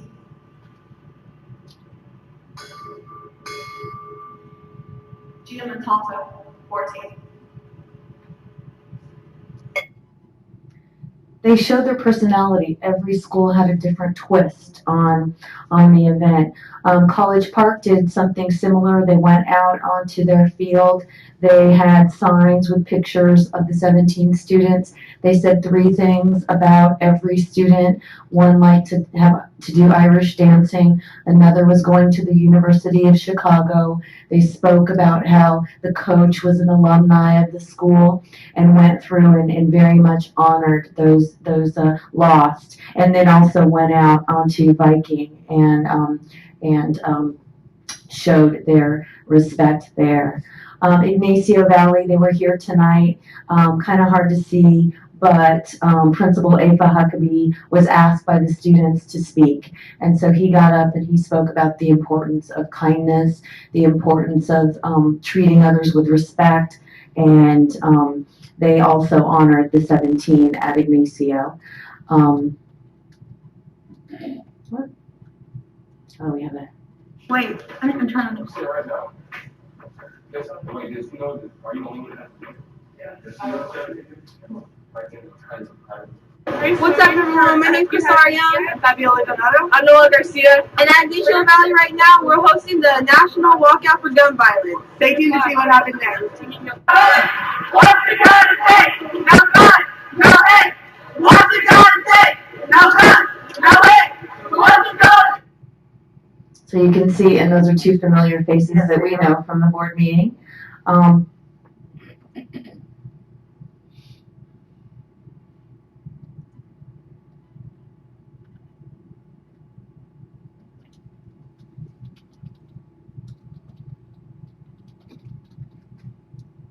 And Riverview Middle School, they put 17 empty desks and as a symbolic gesture, and also had speakers in their MU. Diablo View Middle School worked on kindness activities, had comments and questions and forums throughout the day inside the classrooms. Foothill Middle School, their honor society, all gathered in their gym and spoke and had open mic, and the teachers stayed in to hear, and they did a fantastic job. And Sequoia Middle School, you can see here, came out into their quad, had signs, and really spoke to as well within their MU about what was important to them. Elementary students, they did different activities. Shore Acres had a safety tree, and they talked about where they feel safe and how they feel safe. We, whoops, I didn't see Fair Oaks. Fair Oaks also, they did Birds of Peace, and then on all of their doves, they wrote things that they hoped for to see peace. So a lot of wonderful things happened at the different schools. Kind of transitioning, Mount Diablo High that night. They had their winter sports banquet, and these are the 3.5 students and, with 3.5 and above who are also athletes. And they also, on that same evening, had their PK, their parent involvement night. So they were very busy in parent engagement activities. Something else you should know, and it's so fun to see, Silverwood. You may know this gentleman, Mr. Foyle. Yes, from the Warriors, also on a sportscaster. And so last week he popped up at Silverwood. I don't know if Miss Johnson or how exactly, maybe a teacher there invited him, but he came because he wanted to say hello and emphasize literacy. So a picture's worth 1,000 words. Here he is. You guys in the middle of Baby Not So Little. He was as tall as a palm tree with incredibly long legs. Okay, just a little bit, but he's talking about someone as tall as a palm tree, and very reliable source there. But what I loved was that the students were so attentive. They didn't even blink. They were engaged completely, very excited, and we're very thankful for him for coming out. Another activity that's been going on every 15 minutes is something where we have a partnership with the Highway Patrol, and College Park hosted it last year, Concord High, and they simulate activities around the dangers of drinking and driving. They have a mock funeral, and it so happens it's connected to a time where it's very real for the students. Thank you to the volunteers and parents, the fire department, etc., who worked on that, and they did a great job. Above the Fray, as was mentioned, as part of our LCAP speaker series, the cyber safety and what to do and how to talk to your children. It was mainly the how to talk to your children part was really something that was important. And the key is what they said was that they are not sleeping because they're on their device. They're pretending to turn it off, like the flashlight in the book. They also are talking to strangers. So we have to think about that. It's not like they're writing in a diary. They are communicating with people outside of your home. And so recognize that. So it's different. And then just to open up that conversation, that text and that kind of interaction is something that the family needs to talk about. So it was a great message at Northgate High School. And our next speaker series will be from First 5. And they'll talk about the early, pre-kindergarten years. And then reclassification is going on in the district. Holbrook, Shore Acres, Cambridge, you can see here. And then College Now is on spring break. Just thought that might be a good recruiting tool for them. And then also here at Northgate, there was a promposal. I hear she said yes. But this looks like it might have taken a little bit of class time, but anyway, it is that time of year, and so they're having junior prom and then next month senior prom. And then also it's that time of year where our K-12 music festivals are occurring. And so you can see the Warriors up top, Northgate on the left, and I believe the bottom right is Concord. And then just lastly, thank you. It's been very eventful. I too echo the sentiments of respecting and being optimistic about the future. The students were registering to vote across all of our schools, all of our campuses, and they have committed to their future and plan on staying very engaged. So it's very inspiring to hear them. So thank you very much for being a part of that. Yes, you did. So, with the President's indulgence, I would just like to make one more announcement. The 2018 National PTA Legislative Conference was a week ago, and Representative Desaulniers was awarded the Congressional Voice for Children Award by National PTA. There were 2 awards made. The other one was to Senator Tillis.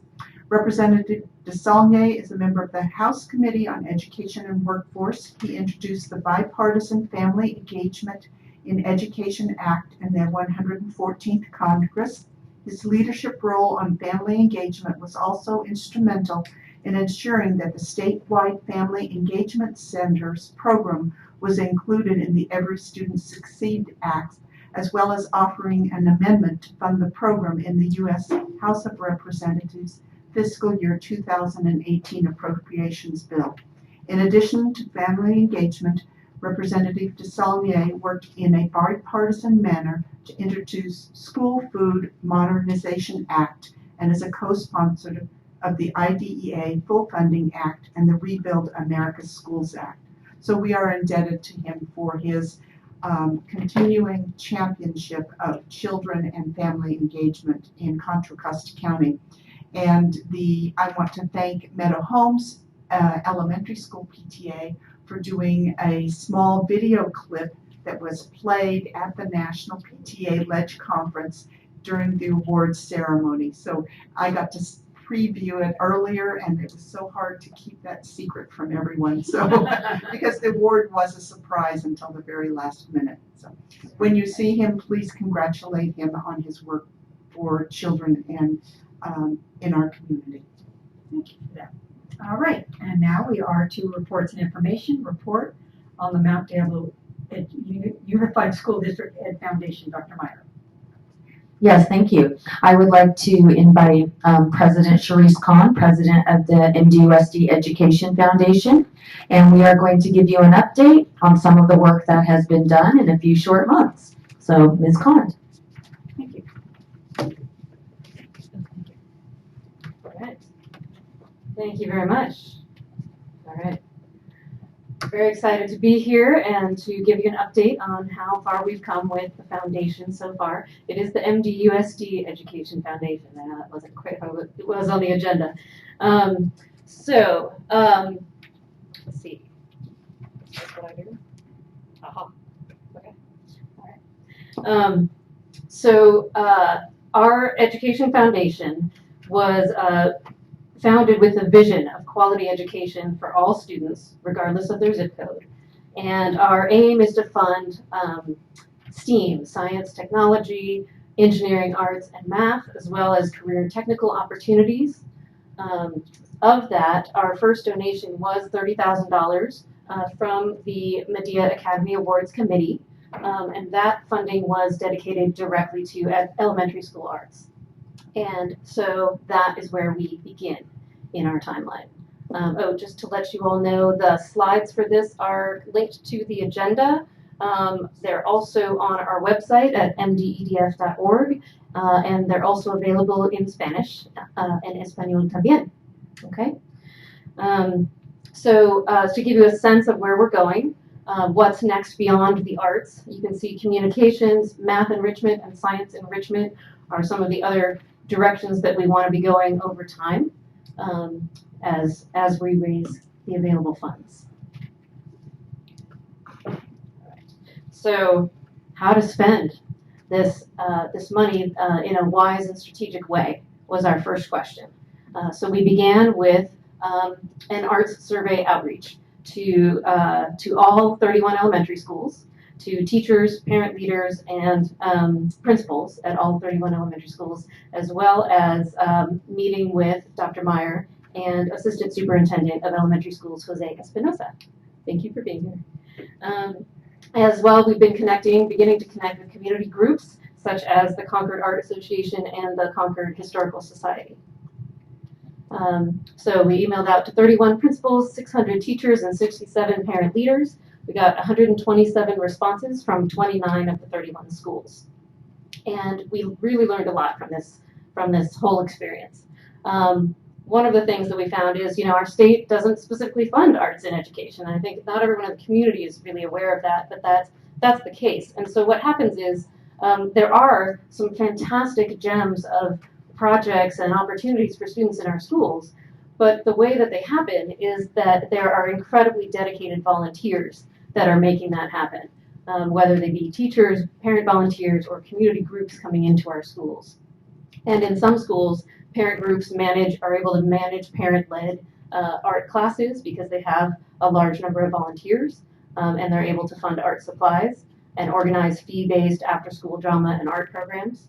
But in other schools, they're reaching out to those community groups to provide those same kind of resources. So what we want to do as the foundation is to really share this information out, these programs that have been working at some of our schools, and get them out to reach every student in every school. That's the goal. Okay. So the community resources that we found, that people reported in about, there's quite a few resources that our schools can tap into. One of which is Bedford Gallery's Art in a Suitcase. This is where a trained art docent comes into the school with all of the materials needed and leads a hands-on art project with the students, where the students are able to do the art, all funded by the Bedford Gallery.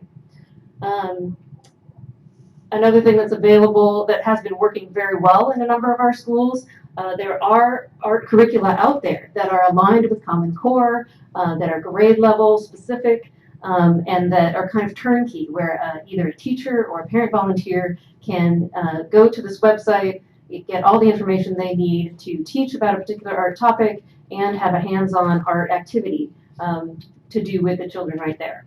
Art in Action is one, and Meet the Masters is another. Meet the Masters has been used primarily, people reported it being something they were familiar with from San Ramon School District. Art in Action has been very successful at Bel Air Elementary in particular. Teachers who were previously at Bel Air and are now at other schools are asking for it, saying, gosh, I wish we had Art in Action. So we found that at multiple schools. But the challenge with Art in Action or Meet the Masters is that the teacher subscribes to the program. There's an annual fee to get the curriculum, and then, of course, the materials, paying for the materials. So overall, the wish list, the way it came back, we asked them, what would you like to see, in terms of arts in your elementary school? Visiting artist was very high up, was top on the list. And that's great, because that's an area where the foundation really can hit the ground running rather quickly. Also training for teachers, murals, art show, and under other, there were lots of suggestions, which we'll go into as well.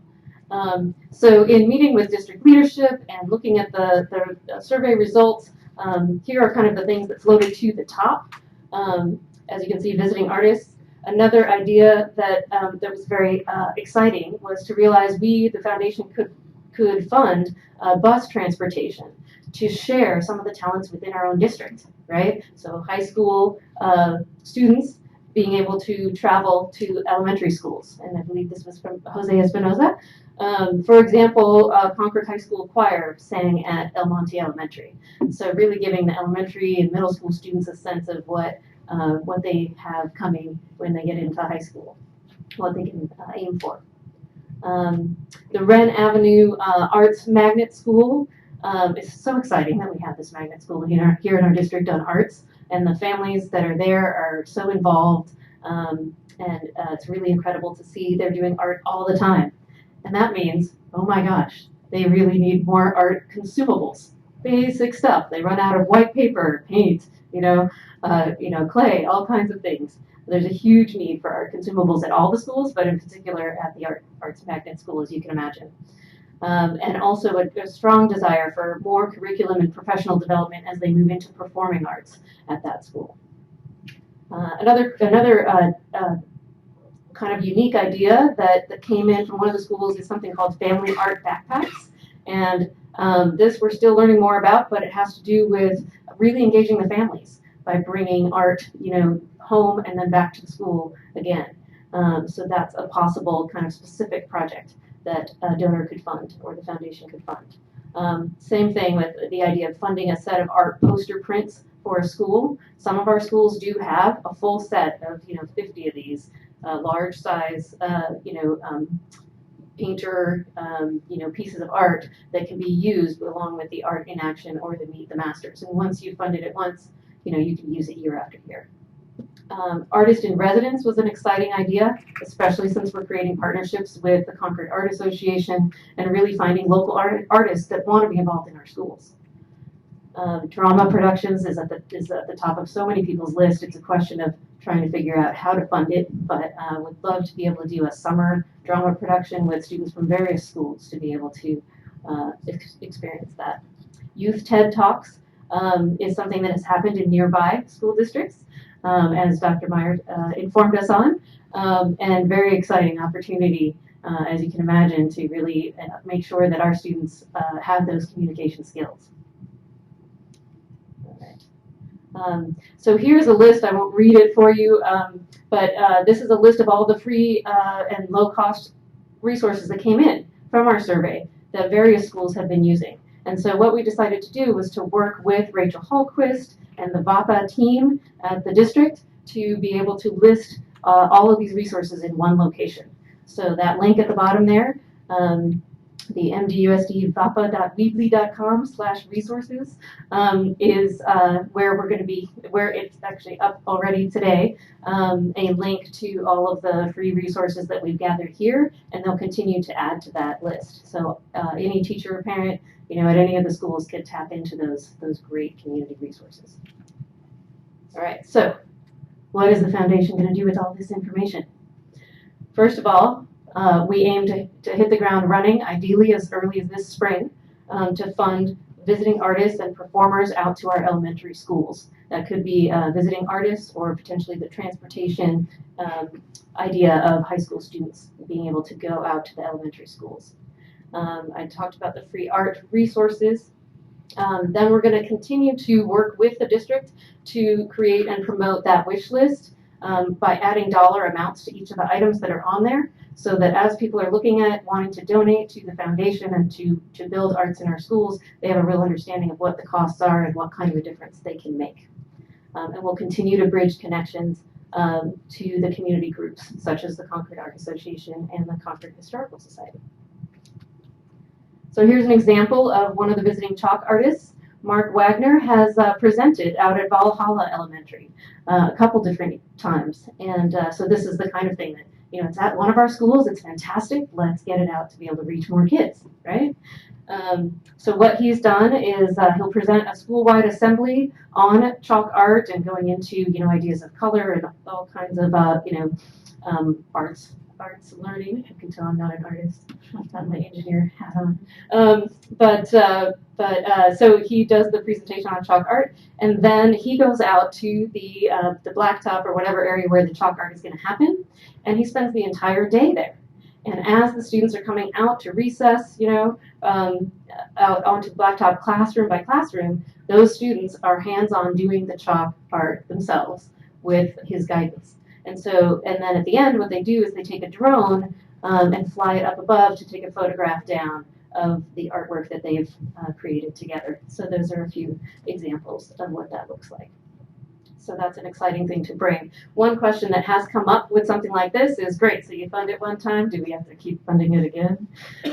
What's one fantastic thing about Mark Wagner is that he has talked about training, not only training teachers if they're interested in learning about how they could replicate this again year after year, but also could involve high school students in being trained as well, to where they can take it to other schools as well. So there is some sustainability that's possible with that project. All right, so bottom line, how can you help? So anyone, all of you are invited to join us.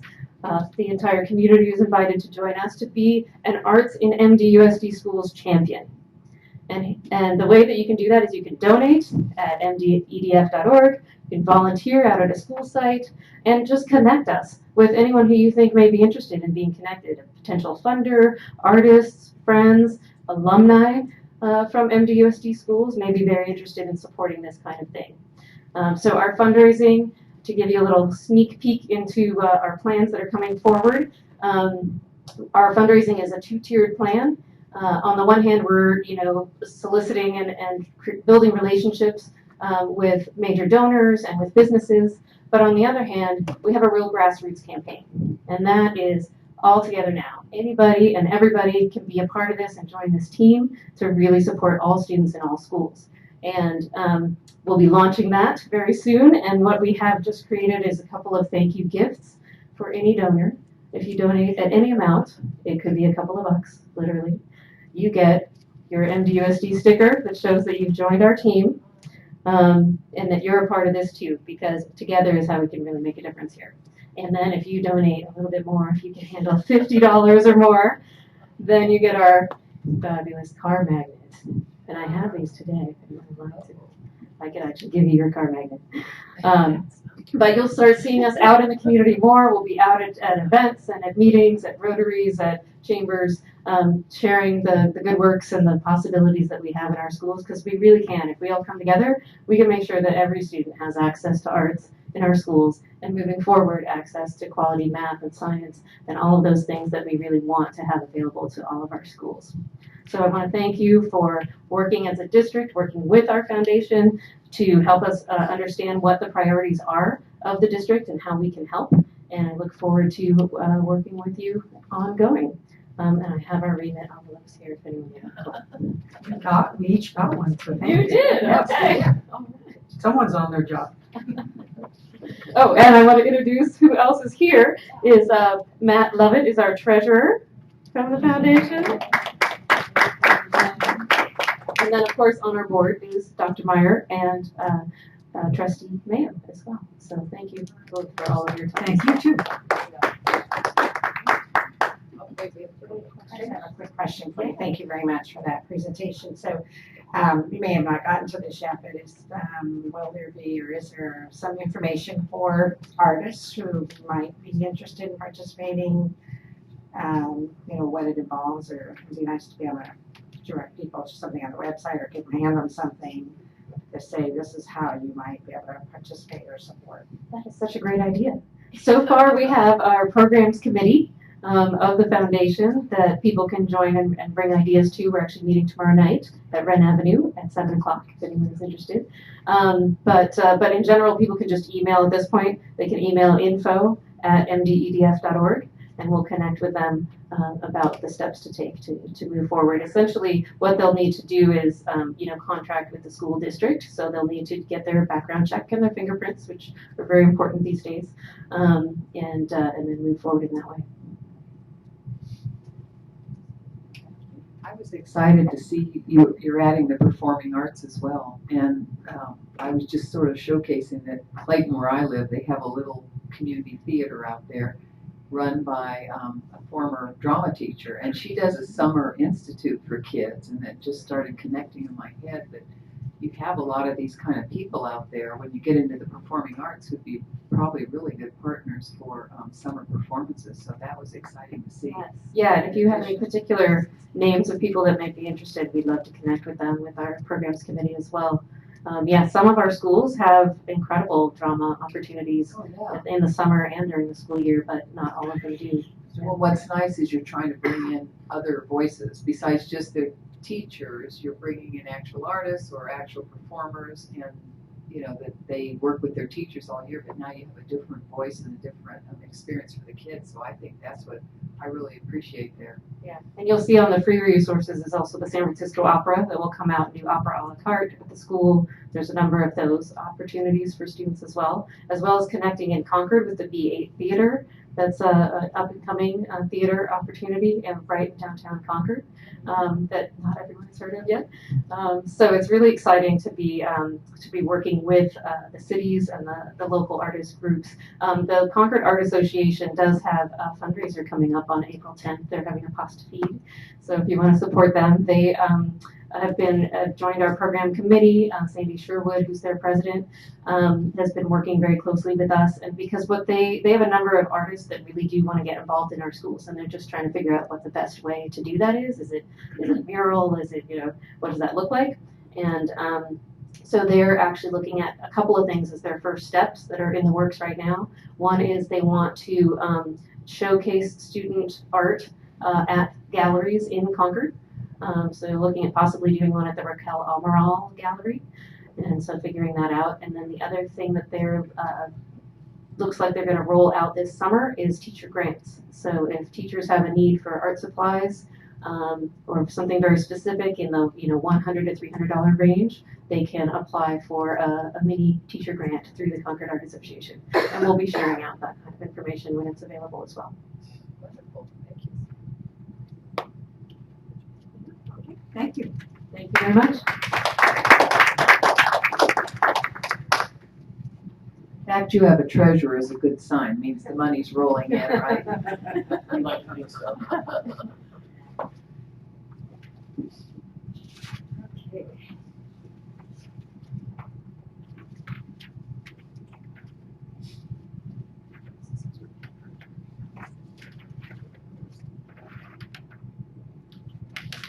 Communications, do we have any cards for communications? Okay. 17-1. We did District, district. yeah. Oh, all right. Then we will be on to our business items. 18.1, survey conducted by Dale Scott and Company. Dr. Meyer? Yes, thank you. You may recall a month and a half ago, we had an update on the fiscal analysis of our bonds, including Measure C and Measure A. And so tonight, after our general discussion last time, we had asked for Mr. Dale Scott to look at a survey to see about the interest in looking at that general obligation bond differently. And tonight we have the results. So, Mr. Scott. Everybody has a copy, I hope. Yeah. It's also on the screen. Okay, it's on screen. This survey was conducted over the course of 4 mostly evenings, and the way it works is 400 high propensity voters. By that I mean these are not just registered voters, voters that have a regular aspect of voting continually, were surveyed for an average length of about 10 minutes. And keep in mind that the margin of error on this is about 5%. I also want to note that what we didn't take into consideration are those voters that are really first-time voters, those voters that for whatever reason are going to be turned out in the next election and that did not necessarily vote, and I think that's going to be a bit of a bump in the upcoming election. Young ones. No. Now, some of these questions I'm going to take out of order, and I'm not going to go over every piece of data, but I did want to go over this one up front. You as board members tend to think, I think, as board members tend to think of your constituents as parents. Those are the people that show up at board meetings, they come up and talk to you in the supermarket, et cetera, et cetera. But again, we asked of these 400 high propensity voters, we asked them the question, do you have or have you ever had children or grandchildren who attended or are now attending a school in the Mount Diablo Unified School District? And what you can see on this table is 38% of the voters, over a third, really have no idea what you do. They have no idea what you do except for what they hear or read in the newspaper. And so to a certain extent, you're going to see some of these questions, a number of people say, I don't know. You ask them the question, how do you feel about this? How do you feel about that? I don't know. Well, that's actually a good answer because they don't know. So you're sort of looking for that in this. But it is important to remember that many of these voters really don't have any much connection with the school system. When the person is got on the phone and they're assured that they're not going to be sold anything and that their questions are going to be confidential, a few warm-up questions are given to them. The first one about community sentiment. In your opinion, we asked them, is the education at the schools in your community headed in the right direction or the wrong direction? And that's pretty much a toss-up question. It's an easy one to back down. Still, you have almost 45% of the people saying good, right direction or both. And as we said before, 29% of the people say, I don't know, which makes sense. We then tighten it up a little bit. This is what I call the hate Congress but love my congressman question. Either from what you know or what you heard, would you rate the quality of education provided by the Mount Diablo Unified School District compared to the quality of education in the surrounding communities as excellent, good, fair, or poor? That's where it really changes. So almost 3/4 say it's either compared to the other districts, excellent, good, or fair. And I think that's a really important number to keep in mind.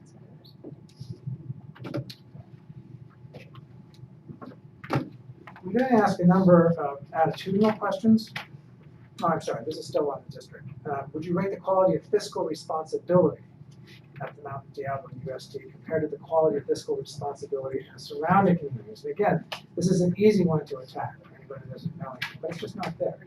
So the reputation of the district is actually, based on these few slides, good. There's nothing, I mean, there is a certain, obviously, a number of people say, no, it's terrible, but that you would expect, the vast majority say, even the fiscal responsibility is good. We then asked some attitudinal questions, but before I get to those, is this slide making everybody's? No? Maybe this. No, it's on page 11. Oh, okay. We're behind. The screen's ahead. Oh, I see the screen. There we go. Okay, there we go. There. Okay, page 8. A few attitudinal questions. Do you agree or disagree with this statement? Our local public schools are our most important asset in our community and should be our #1 priority. Oh, that's great. 85% is enormous. And this is the one that actually, I think this may be the highest I've ever seen. Do you agree or disagree with this statement? Quality schools increase property values. 94% agree with that statement. That's a huge number. Remarkable number. And we used to see it in the 80s. Now we go into the attitudes, but before we do, I wanted to just give a quick background on what we're talking about. On this slide, you see the estimated tax rates for all of your already passed measures, that's in gray, and then what a we actually measured $15, but a $14 marginal increase would provide. And that's how we get to that $150 million number. So we're not talking about all of the taxes going up at once. We're trying to raise a minor amount, and then as you can see, your tax rates fall off in the later years and backfilling in that to try to modulate the impact on voters, on taxpayers. So the way these surveys work is after these attitudinal questions are over, you read the respondent what we think the ballot language might sound like, it might look like. And there's laws that guide this. I won't read this entire ballot language, except to say that we asked them about a 1.5 cent per $100 or $15 tax rate. Gave them some questions, gave them some examples of the projects, some of the legal mumbo jumbo, and said this would be a $150 million bond election. I'm sorry, in this case, a $210 million bond election. Coming out of the chute without any information, which, by the way, is the way many people vote, you have 61%, which is strong. Not out of the ballpark, but certainly a very strong showing without information. We then give people a variety of information about how the funds are going to be used, and these have been reordered so you can see sort of top to bottom, with one exception. I'll pull that out. And again, not going after everyone, but you can see just looking at the scale, the green line is the 55%, which is the required passage rate. And each one of these projects, science and technology, repair plumbing, updated computers, fire and alarm, these are well into the 70% range. And then on the next page, continuing down the road, again, all of them, almost all of them at or over 70 with the exception of air conditioning, which is a surprise to me, but again, that's more of a parent issue. And then one I did want to call out special is on page 15. This was what we did. What we did here is called a split sample. And this is on page 15. That is to say, we asked half of the people the question about if you knew the funds would be used to expand vocational education classrooms, and we asked the other half to expand career technical education classrooms. So just to see how they get. Now, the interesting thing here is expand vocational education classrooms actually is the second highest. You went back and put it in that format. Whereas it falls off quite a bit. I know you refer to it this way, but that's just not how your voter base is thinking of it. They think of vocation and they like it. So in your view, you were asking the same question, just using different. That's right. We do the same thing on page 16 when we start getting into tax rate sensitivity. Now, let me tell you that state law actually requires that the tax rate be described in cents per $100. That's how old this law is, to give you a sense. Most people put in the explanation the tax rate by $100,000, but now it has to be put into the ballot language because of a new state law. So we did the same thing. We split the sample in half.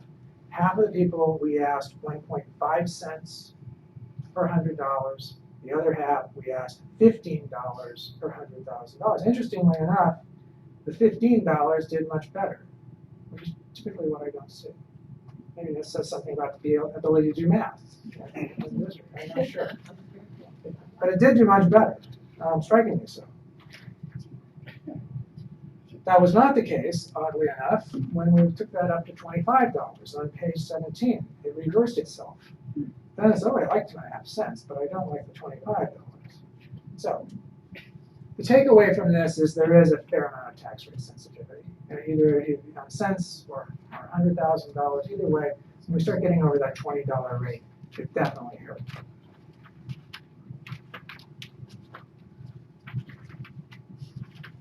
And so at the end of this survey, which I said take about 10 minutes, we've told people the ballot language, we've told people the projects, we've discussed the tax rate, and then we go back and ask them the ballot question again.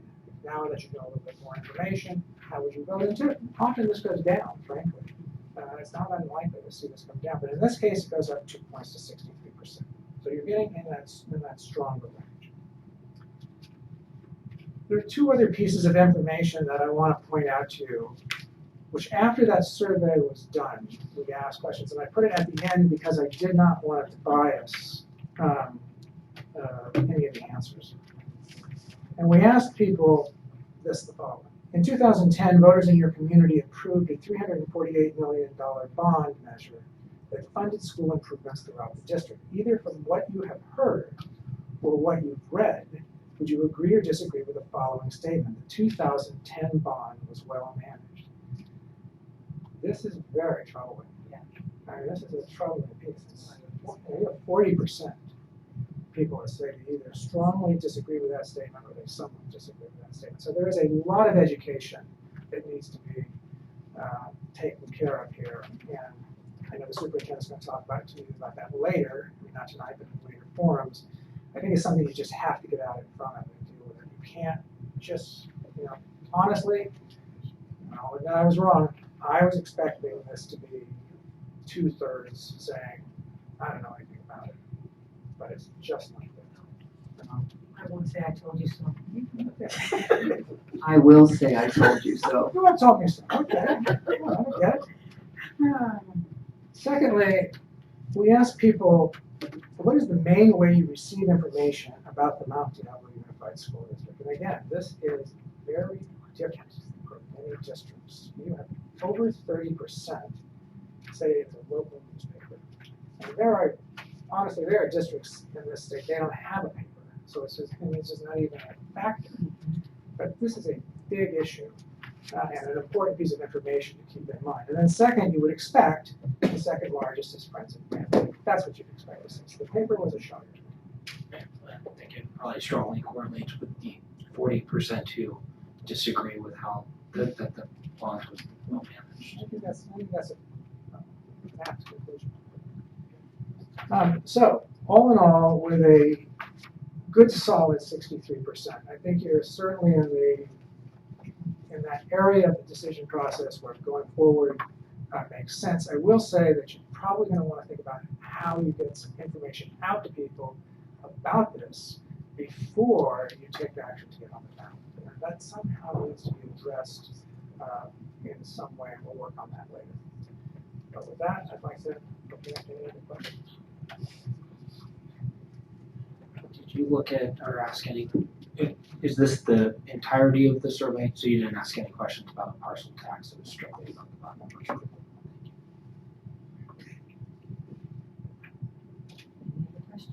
Actually, along those lines, because we know parcel tax and bonds have different thresholds for passage. Would there be any correlation in your experience? Or would that just have to be a totally separate survey to go for Oh, it really, reflecting I mean, on there this? is, You couldn't draw conclusions from this. well, the conclusion on this is that the parcel tax wouldn't pass. Right. 63%. Higher threshold. Parcel tax have their own, have some good and some bad depending on the voter, but it's still asking people to raise their taxes. That's really what the essence of this is. Well, it's easier to relate to a bond sometimes because you give them science and technology classrooms, you give them particular things. But I think what's reassuring in this, and this is what I said years ago when I first got on the board, is, and when I was a voter, still a voter, the bond was badly presented to me in 2010, and I actually opposed it as a taxpayer. And I said that the climate then was so different from the climate now. I think what I'm appreciating in here is I'm seeing some reinforcement of that there's a better perception of our district now. That's what really I wanted to work for, is this trust that the district's going in the right direction. And I've run into those people, having run for office twice for school board, where you go up on the driveway and say hello to somebody who's 80 years old, and I say, hi, I'm running for school board. And he goes, oh, for what school? I said, a lot of them. Well, what is it you do? Well, there's 60 schools like Bancroft right over here, and truly you don't take for granted that people even understand what you're doing with a bond. They don't have children. They'll tell you, I don't have children in the school. I say, well, do you own this home? Are you paying taxes? And trying to make that case with them. So that was really kind of reinforcing that we take so much for granted that everybody's up to speed with what we're doing. And there's a marketing piece where people are connected only through being a taxpayer. They don't have children in the district, they don't have grandchildren, they didn't go to school here, and there is a chunk of them I've run into for school board that we have to acknowledge and make a case for it. And that's what's hard when you come off what I think what's we've done with the bond in the last 5 years has been night and day personally, but that got off to a horrid start when I was first on the board. And I think projects were set up that maybe weren't necessarily the most popular, and people had a perception, at least the ones I knew, that they weren't being well targeted. So I think there's a way to not have that drag us down into the mire. There's a way to build off what I see as a better confidence in the district, and that's optimistic. You know, there's a strong support and marketing and getting to those people can help quite a bit. I would agree with that, and I would also point you back to slide 8, because I think that's a really important slide. It's not about the projects, it's not about children, it's about this is a valuable public asset that we need as a community to preserve. Our local schools are the most important asset in our community. It should be our #1 priority. That's really about the community. So I think that is a strong and important question. I think there's a way to tie in, if we were to go for this and decide this is important, I think there's a way to tie in what we've done with our local public schools that would build that confidence, because we have that built-in belief that schools matter.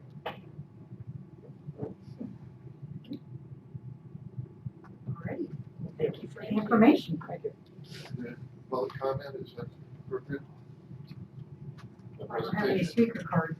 Yeah.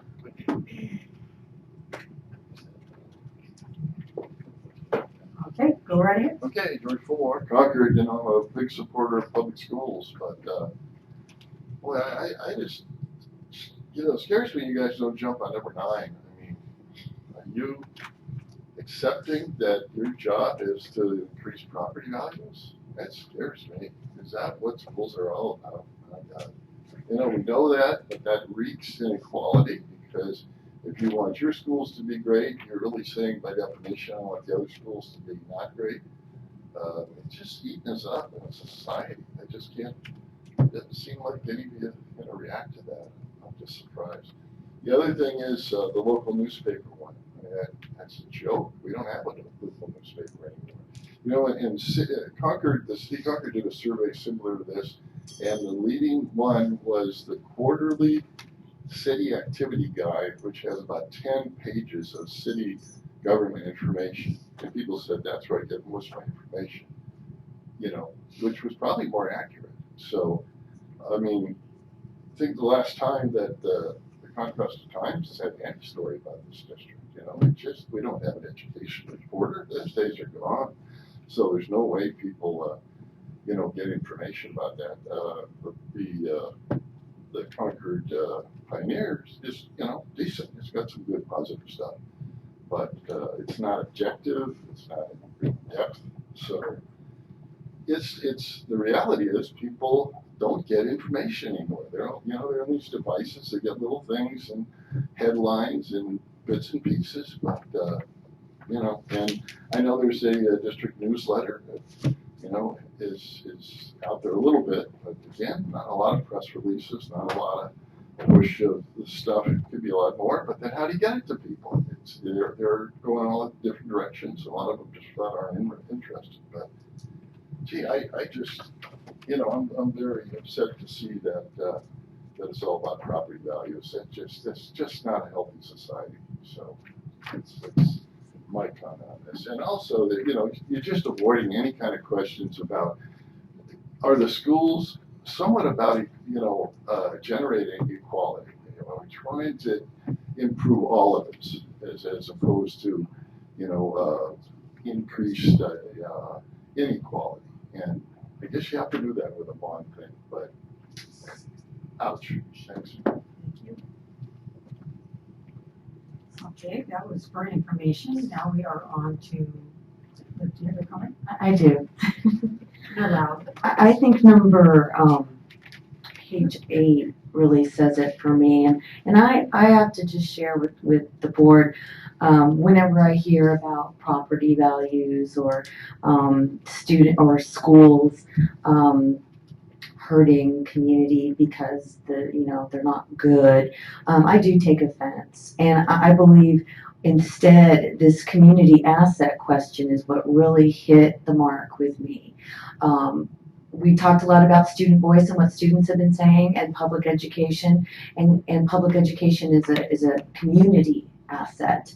And I think, yes, that question kind of gets to the what's in it for me way of looking at it, to bring people into that conversation. But our schools are underfunded. We saw in the past 41st out of 50 in the nation. And the community asset is one that you have to keep up and you have to be able to maintain.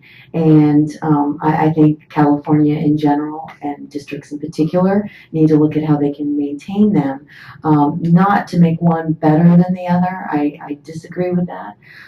But instead to lift them up so students go to school in a place that's nice to go to and that feels as nice as the mall. I mean, it's, you know, the retail takes better care of their buildings because they want to attract customers. But we also want to engage students in a well-maintained environment. So I disagree a little bit with the speaker on that.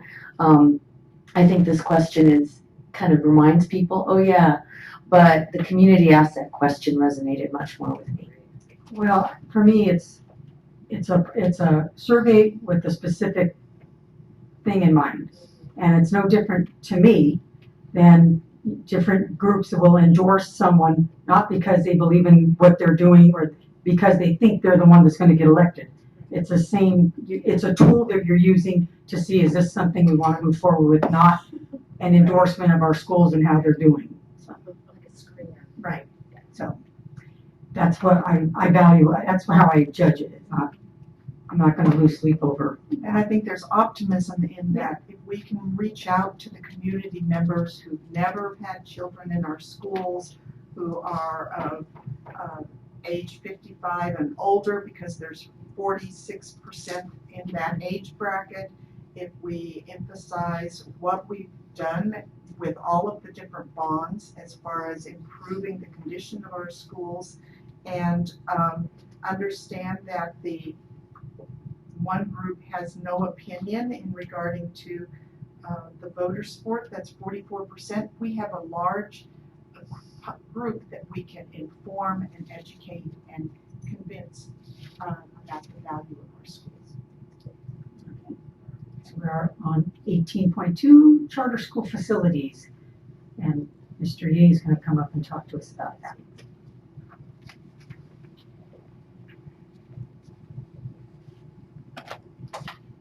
Thank you. Good evening, President Mason, Superintendent Dr. Meyer, members of the board. I'm John Ye from Berkeley and Sorensen. And this is a time of the year that we ask the board to approve facilities offers for the 2 charter schools operating within the district, and that's under state law, Proposition 39. And this is just a very brief executive summary. We've been doing this for a number of years. But under state law, school districts in which charter schools operate have to provide reasonably equivalent facilities to those charter schools. And charter schools are eligible if they enroll at least 80 students who reside within the district. Mount Diablo has 2 charter schools operating within the district that are seeking facilities. They are authorized not by the district, but Rocketship is authorized by the State Board of Education. Clayton Valley is authorized by the County Board of Education, but the Proposition 39 obligation still exists, even if the district is not the authorizer. The law makes this an absolute requirement if the charter school qualifies. There's no exemption or exception that alleviates the district from this obligation, for example, for reasons of hardship or anything similar to that. So the facilities offered to the charter school must be contiguous, furnished, and equipped, and reasonably equivalent to the district schools that the charter school students would ordinarily otherwise attend were they not attending the charter school.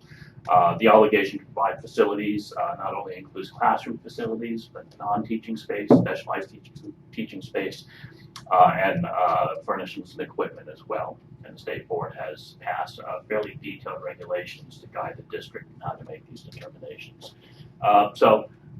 We've been through this over the last several years. There's an annual cycle.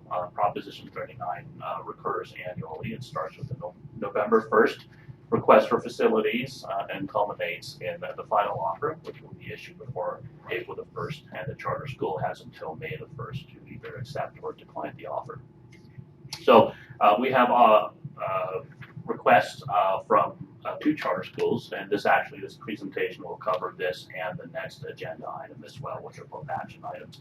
And staff is asking the board to approve final offers for 18-19 for both Clayton Valley and for Rocketship. And Clayton Valley is a conversion charter that became a conversion charter in the 12-13 school year. By law, they are entitled to stay within the same facility as well. Rocketship is currently in their 2nd year at the Glenbrook site. And the proposal, this is kind of the footprint. Staff is asking the board to direct staff to issue final offers to both Clayton Valley in its current configuration and to Rocketship because of increases in projected ADA or enrollment in the current configuration, which is depicted here, and then with 2 additional classrooms, and those are tentatively staff has identified 307 or 308, but those 2 classrooms will come from 300 wing. As you know, Rocketship is sharing the site with Seneca Community Programs, and so we'll look for the configuration that works best for both programs. There's a slight change in the request that staff is making. There is a rate under which the district can charge the charter school for facilities under Proposition 39, and there's also a component where the district sometimes charges the market rate for those 2 classrooms, and the district staff is asking the board to approve the offer with the 2 additional classes at the Proposition 39 rate. That's a lower rate as opposed to the market rate, which is shown on this slide. Because of the increased ADA and to meet state requirements, the district will have to also provide 1 additional set of restrooms for each gender assignment. Most likely that will involve refurbishing the restrooms in the 300 wing. Originally they were designed for middle school students. They would need to be configured for use by elementary school students. There are state standards in terms of the height certain facilities. And then essentially the rest of the offer will carry over. Staff did a lot of work last year to work out the sharing arrangements with Seneca, including shared use of the multi-use room and kitchen, shared use of the blacktop and field with Seneca, and we have a detailed schedule by which each program can use those facilities, drop-off and pickup zones, and parking spaces for both programs as well. So the request of staff is for the board to approve the issuance of final offers to Clayton Valley and Rocket Ship, and to direct staff to issue the final offers no later than the April 1st deadline, in accordance with Office 39. Thank you, and I will now take questions if there are any. Any questions? If there's no questions, I'll entertain a motion.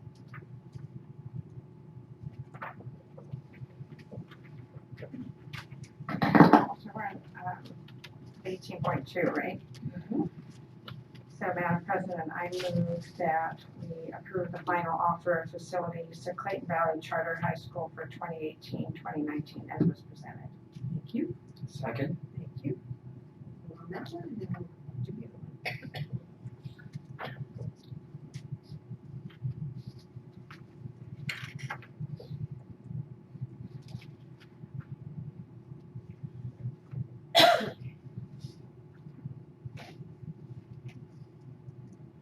Now it passes 5-0-0. Very good. And then the next one, the rocket ship. Madam President, I move that the board approve item 18.3 charter school facilities for Rocket Ship School. Thank you. Second. Thank you.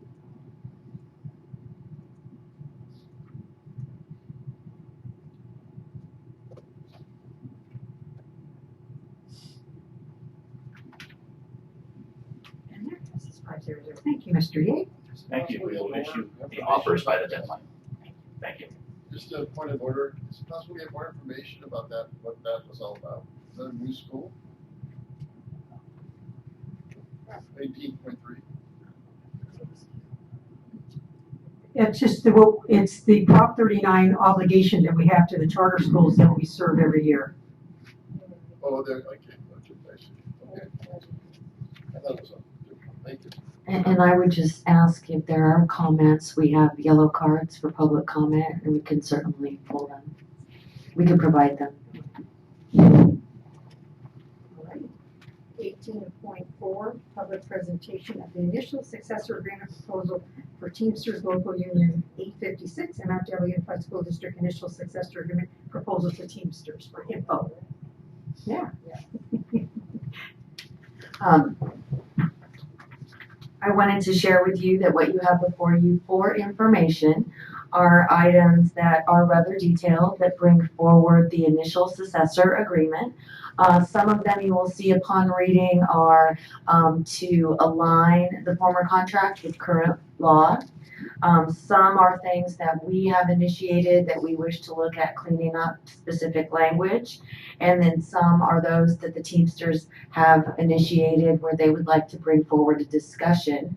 At the heart of this we look at salary, and there is a desire that we see in this document to increase the salary to become more competitive, and benefits to look towards having a more competitive package of benefits in the district. But you will see specifics, taking out the word pilot in some areas and doing some cleanup. So this is for your review, and it will be brought back for action at the next board meeting. Okay. Next is 18.5, revision of job description for Assistant Director of Instructional Support. And we viewed this last meeting, so we can vote on it or ask questions about it at this time.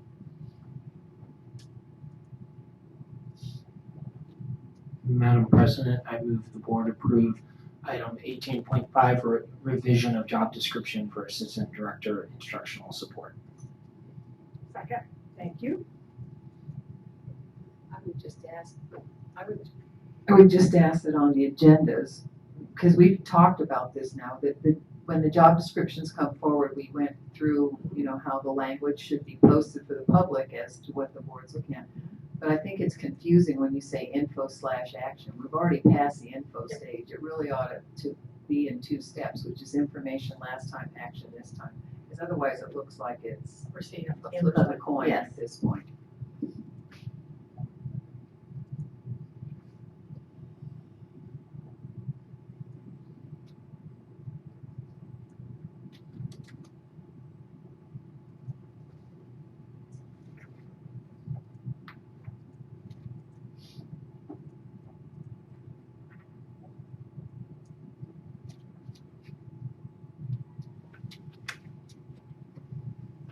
Passes 500, thank you.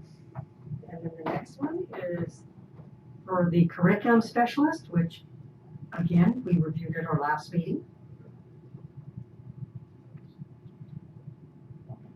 So if there's no other questions or input, I'll entertain a motion.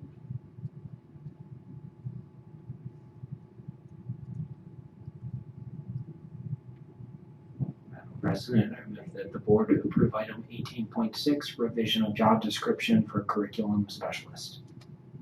Second. Thank you.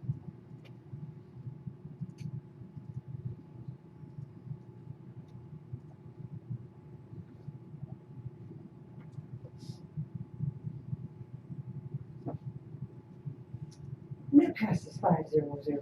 Okay. Award of purchase orders to Playpower LT Farmington for playground equipment at Woodside and Ayers Elementary Schools. This is for action. Are there any questions or discussion from the board on this? Go for it, Mr. Lawrence. Oh, yes, she has a question. Go ahead. I just have given that extensive recent conversations about the bonds and Measure C, and then what we just heard on the presentation and the need to be really transparent, it would be helpful to, as items come forward, for some reference to be made to which pot of funding this is something is coming out of. We were looking at the study session at the board meeting, kind of different categories of funding pots that we've approved, a whole long list of things. And I understand this is part of my modernization, so that I don't have an issue with this at all, but I just think going forward, sort of getting to the bottom of the pot, and then our responsibility to make sure that we're monitoring and keeping track and help. I mean, obviously with steps, guidance and help, but it would be helpful to know, is this something that was encumbered some time ago in terms of board approval, where and when, whether it's on a note on the docket or maybe some kind of ongoing list. Well, I'm happy to think of something, but I think staff can figure that out. But just so we can always see, which kind of approved pots of money for Measure C or this is related to. Does that make sense? Yes. So it is Measure C funding, and do we know what step it was part of? Yes, it was phase 4 of modernization, and it was part of the already encumbered 200 and some million, not the money that we were discussing that remains for use. But we can certainly take that for action to just designate whether it's this Measure A, Measure C, or which part of Measure C, which series. I'd just like to underscore what Mrs. Durkee just said. We've seen it in special ed where you actually do the right thing. I'm not pointing over to Wendy here. But you'll say, often in special ed, it'll say there's no cost to the district because it's already been designated in some capacity. I think that's what we're looking at, especially, I agree, as we move to the bottom of the poop pot of money. Yeah. And I can't remember the exact phrasing, but it's a good designation to show that there's no cost to the general fund, for example, because we already had that. We're just moving a couple pots. And then you explain that to the public that where this money's coming from. Because I think the other word you used in there is the confidence. We're always trying to build the confidence that what we're doing is very clearly thought out. And it is. It's just the language sometimes to show this isn't suddenly a new pot of $300-something thousand that we're just grabbing onto and moving over here. That it's already been designated as part of modernization in phase 4 is very helpful to see, especially as we move to the last phase of this and look to build that confidence, I think. With so many competing needs, it's important to designate. Thank you for that input, Mr.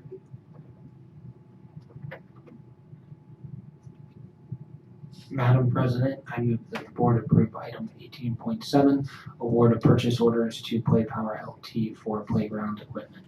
Thank you. Second.